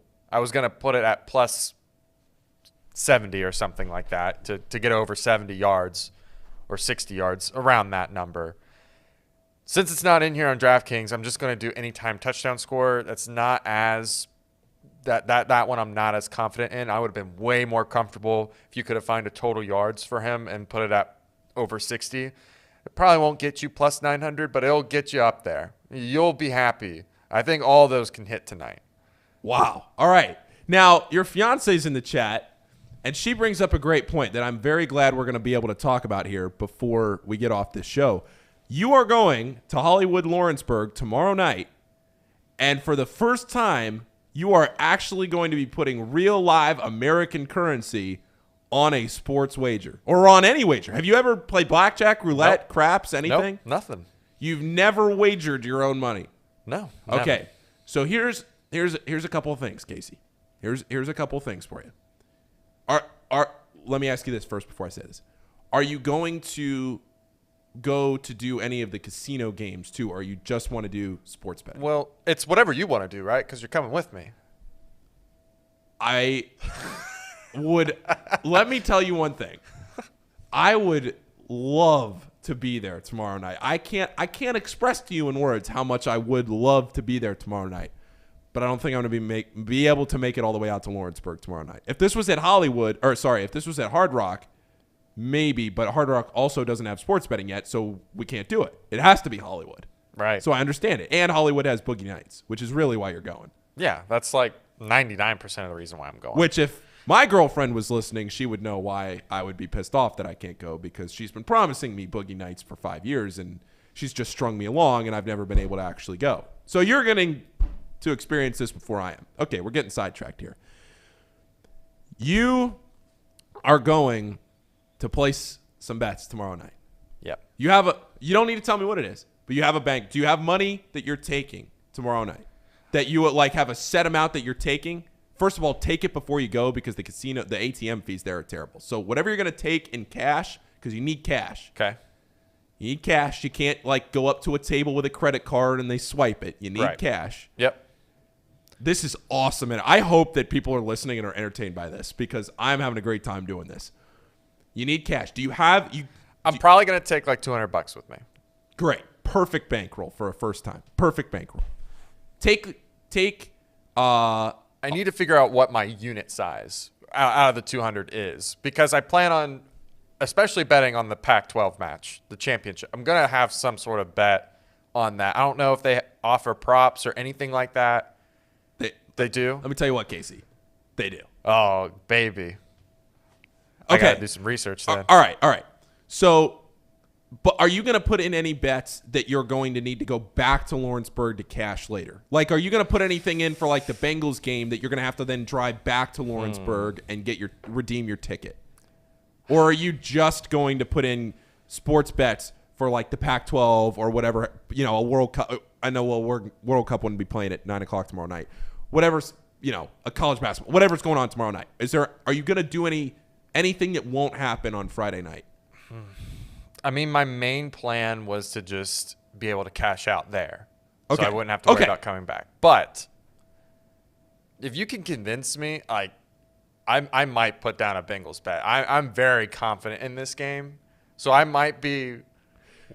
Here's what I would say. If you are putting in a Bengals bet, put in a bet big enough that it pays for the gas to have to drive all the way back to Lawrenceburg to redeem the ticket.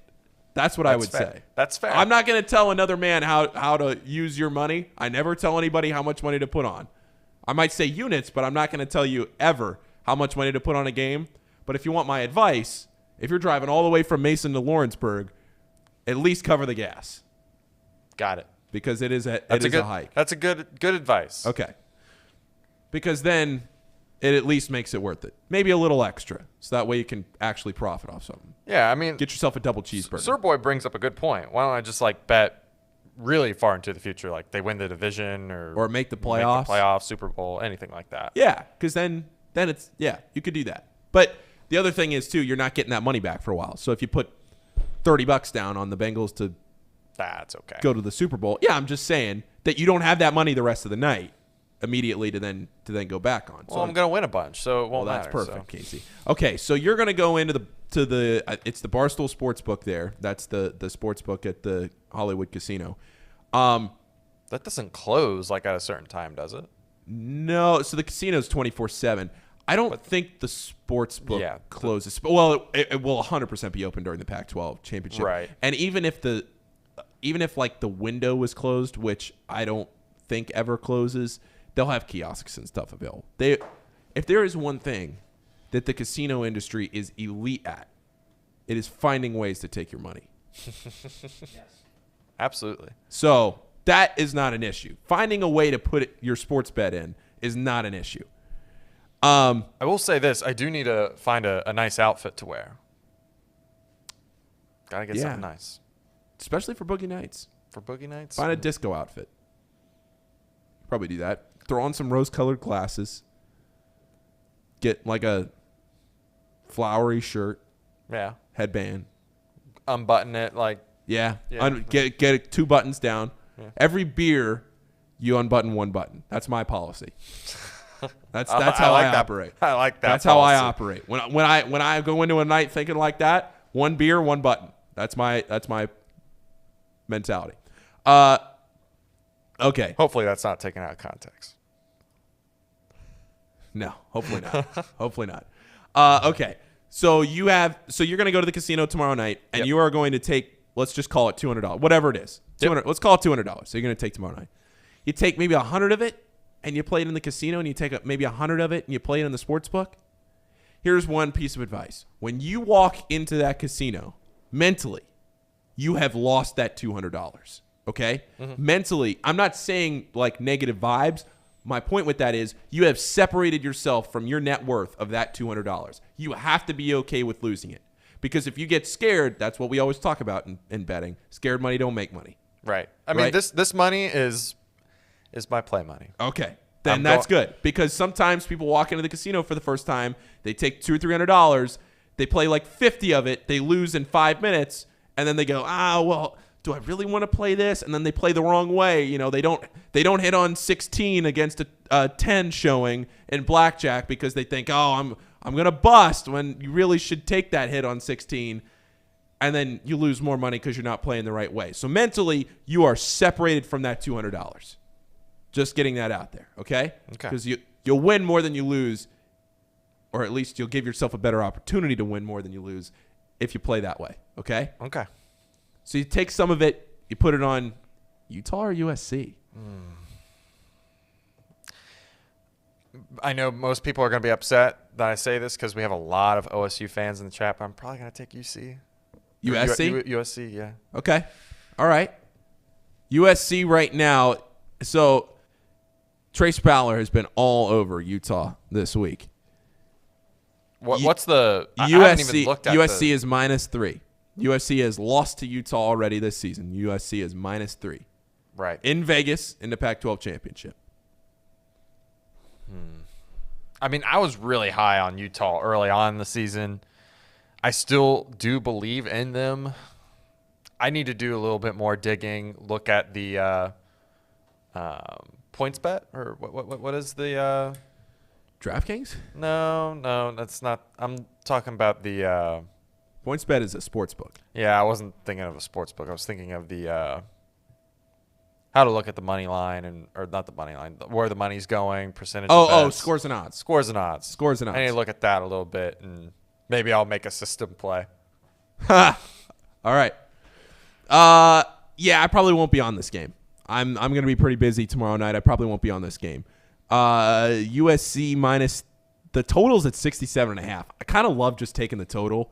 You know what you should do? That's what you should do. Yeah, take the over. That's great. Just take the over.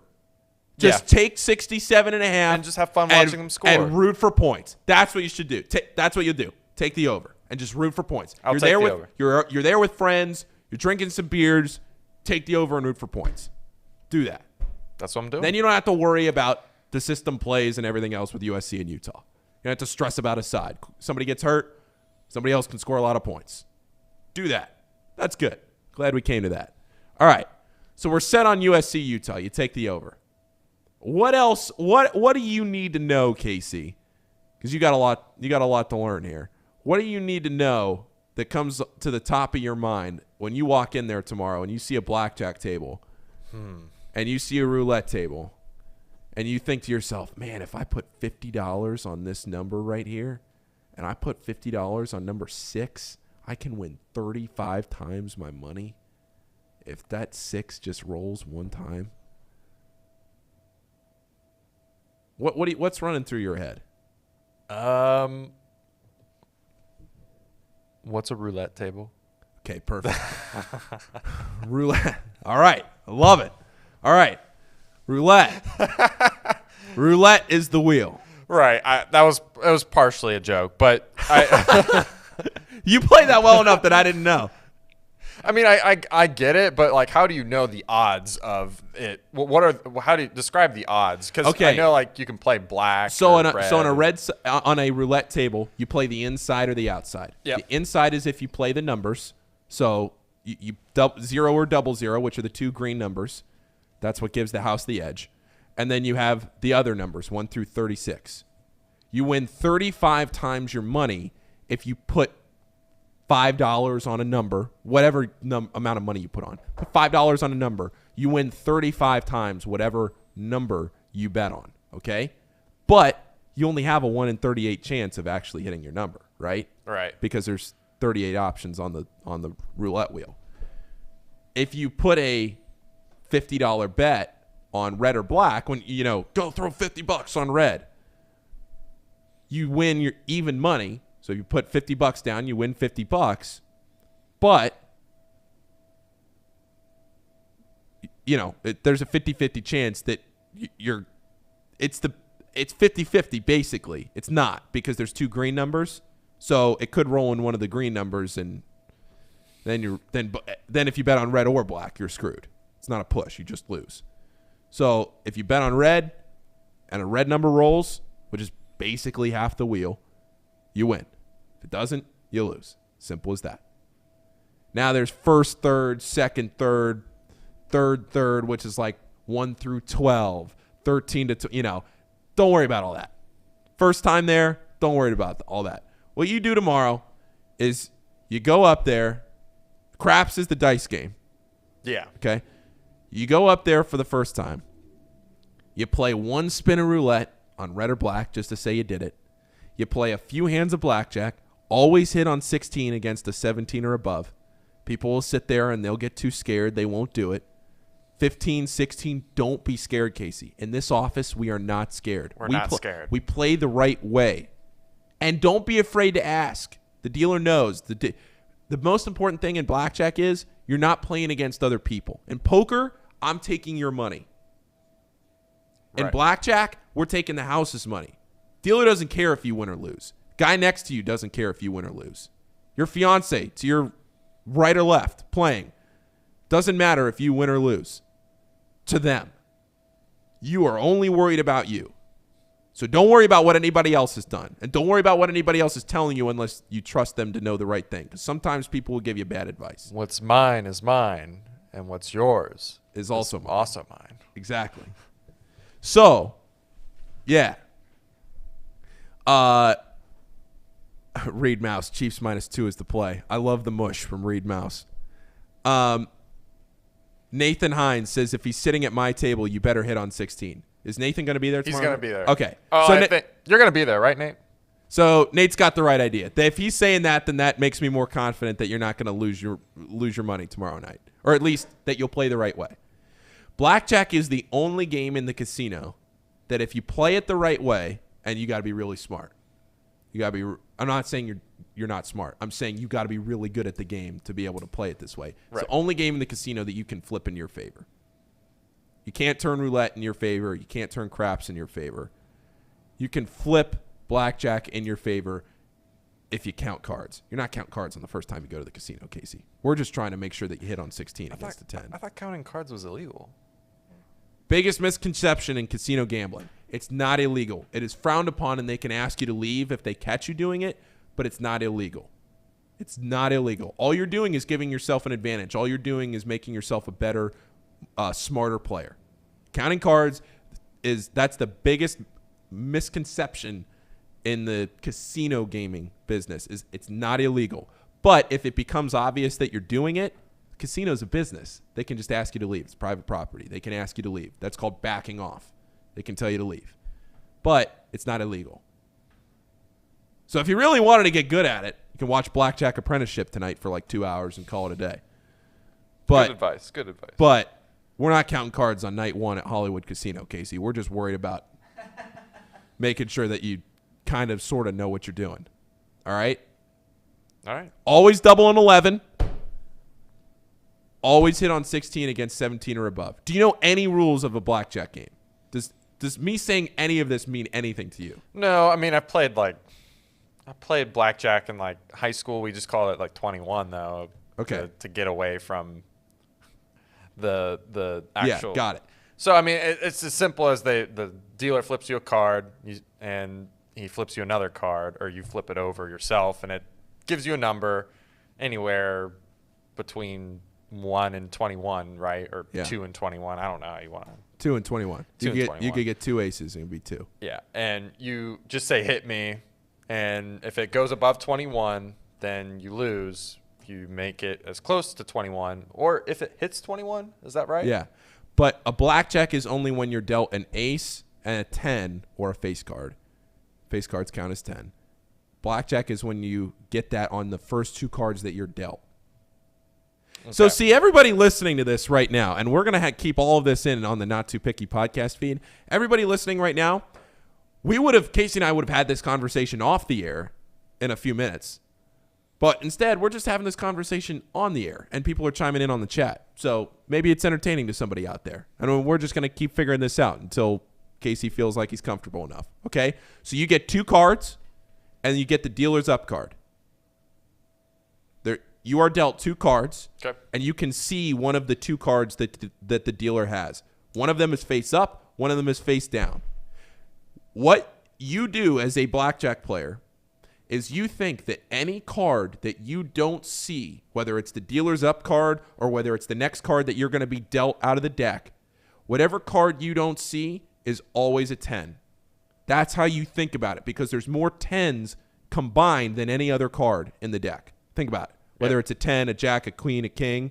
There's more 10s in that deck, and you play with 8 decks or 6 decks. I don't know how many Hollywood plays with. Probably 8, might be 6. So any card that you don't see, you're betting on it being a 10 mentally. That's how you play blackjack, okay? So if somebody's got a 7, if the dealer is showing a 7, you're thinking under there, you're betting on the dealer having a 17. Okay, does that make sense? Yep. Okay, so if you have a 16, if you got a 9 and a 7 as your 2 cards, and you're facing a 7, Casey, I want you to answer me one thing. Does a 16 beat a 17? No, it does not. It does not. And when the person to your right, hopefully Nate will not tell you this, but when the person to your right says, oh, I don't hit my 16s, and you say, well, I'm going to lose anyway, at least you went down with a swing chance. At least you gave yourself a fighter's chance. Got it? Got it. All right. Now, there are times on a 16 against a 20 when you're counting cards that I cannot count cards. I know how to do it, but I can't do it when I'm playing a game. It moves too fast. I know how to do it, but I can't. Like when I'm sitting there playing, and I'm not just saying that for the one casino person who might be listening. I'm not just saying that. I know like what it is, like +1 for a certain value, -1, no value. Like I get all that. But there are ways that if you're counting cards and you're like elite at the game and you're betting the right way and you got thousands of dollars in your bankroll, sometimes you don't hit a 16 on a 20. But for your purposes and for mine and for everybody else that's listening to this, you always hit a 16 on 7 or above. Okay? Ace is 1 or 11. All right? Yep. Trying to think of anything else that's like the most basic thing. Don't ever play the side bet. You won't know what that means until you sit down, but there's going to be a bet. There's going to be there's a circle that you put your money in, okay? Okay. That's where you slide your chips out, and you have to have chips to play, and you always cash in at the table with cash. This is just electric. I love doing this. There's going to be a small little circle to the right of the big circle.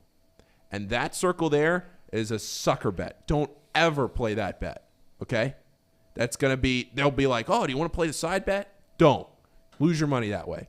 In the long run, like you might hit it once for $1,000, but in the long run, you're never going to hit that bet at a high enough rate for it to pay off. That bet is how the casinos make money.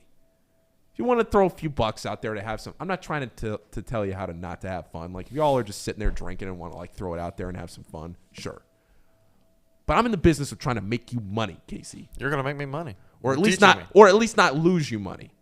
Because all I can tell you, all I can do right here is sit in this chair and give you the best opportunity to not lose money. The cards, they come out as they might. I can't control what happens with the cards. But I can tell you what gives you the best chance to at least not lose you your money. Nate makes a great point. Never buy insurance. Insurance is where the dealer is showing an ace, right? Yep. And if they flip over a 10, because they will always check. If they have an ace or a 10, the dealer will always check their card to make sure that they don't have a blackjack, and then the hand just stops right there. You lose automatically. If the dealer's card is an ace, then they'll offer insurance, which basically means you can bet on them having a blackjack. You should never take that bet. It's bad because then if you pay for insurance and they don't have a 10 and then you lose your hand anyway, you've lost twice your money. And if you have a decent enough hand, maybe you just push. Don't take that. Okay? Don't take it. All right. Reed. Casey, sit down at the Hold'em table. They're nice to people who don't play a lot. I don't know if he means the casino hold'em or the poker hold'em.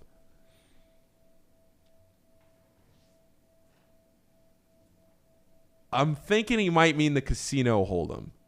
In that case, that's funny. If he means the poker hold'em, they'll be happier there to take your chips. What else do you want to know, Casey? You don't know. The thing is, you don't know what you don't know, so I can't really help you all that much, and all you're going to need to do is learn by experience. But is there anything that's like, you're going to walk in there and you're going to be overwhelmed and you're like, oh my gosh. And you're going to sit down at the table, and if they call you a fish, that means they're scared. Okay. That's good. Reed, that's good, Reed. If you go up to the table, and you're trying to cash in, you're trying to get your chips, you have cash. Mm-hmm. You don't go up. They're not going to swipe a credit card and give you $100 in chips. You gotta come prepared with cash. That is most basic I can give you. Anything else? What else can I give you? I'll shoot you a text if I need something, man. I will be available to text you back. I got some friends coming in town tomorrow night. I don't think we'll be able to make it. The sad thing is, Casey, you know what the sad thing is? What's the sad thing? Sad thing is we might end up at Hard Rock. That's really sad. That's the sad part. But getting an extra 25 miles out to Lawrenceburg is tough. But it's boogie nights. It is boogie nights. But then I got to drive 25 miles back. And I got a big day Saturday. And I have a game to do tomorrow night at 7. Oh, you're a trooper, right? I am a trooper. If there's one thing I am, it's a trooper. Are your boys troopers, though? They are. They're not very big gamblers. Not the crew coming in town. So it'd be tough for me to convince them. I'll be honest. I haven't really... Blackjack, I went to Vegas twice this year. Played some blackjack. Blackjack has gone so incredibly poorly for me this year. I've sworn it off.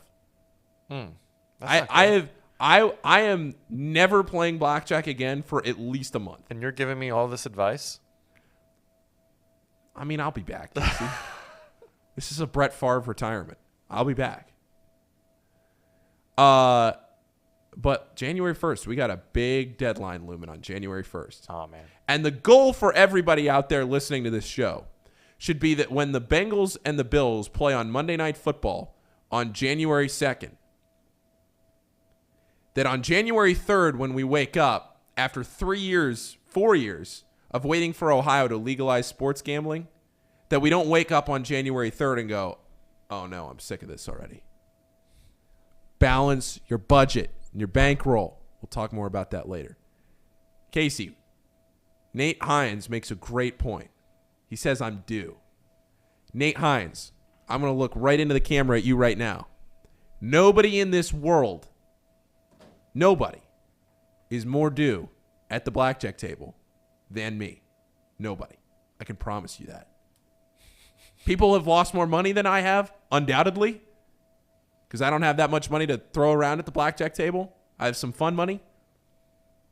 But I cannot tell you the last time I have won more than like a parking fee. Enough to cover whatever I walked in with. I can't tell you the last time. I think it's legitimately, it might be last year. It's bad. It's on a bad run. We'll get there. Sports has been great. Blackjack, not so much. But that, you know what, Casey? What does my sweatshirt say? Positive vibes That only. is what you got to remember. Positive vibes only tomorrow. Positive vibes only. Casey, we have been talking about this for almost a half hour. We were going to go off this show a half hour ago, and then you told me, Alex told me in the chat that you're going to the casino tomorrow. Yeah. Anything else? What else? Give me one more thing that's on your mind before we get out of here. One more thing on your mind. What I'll say to the fans that are listening, I will post my bets on my Twitter. I'll post them, and I'll tell you what if I lost money or won money. Okay.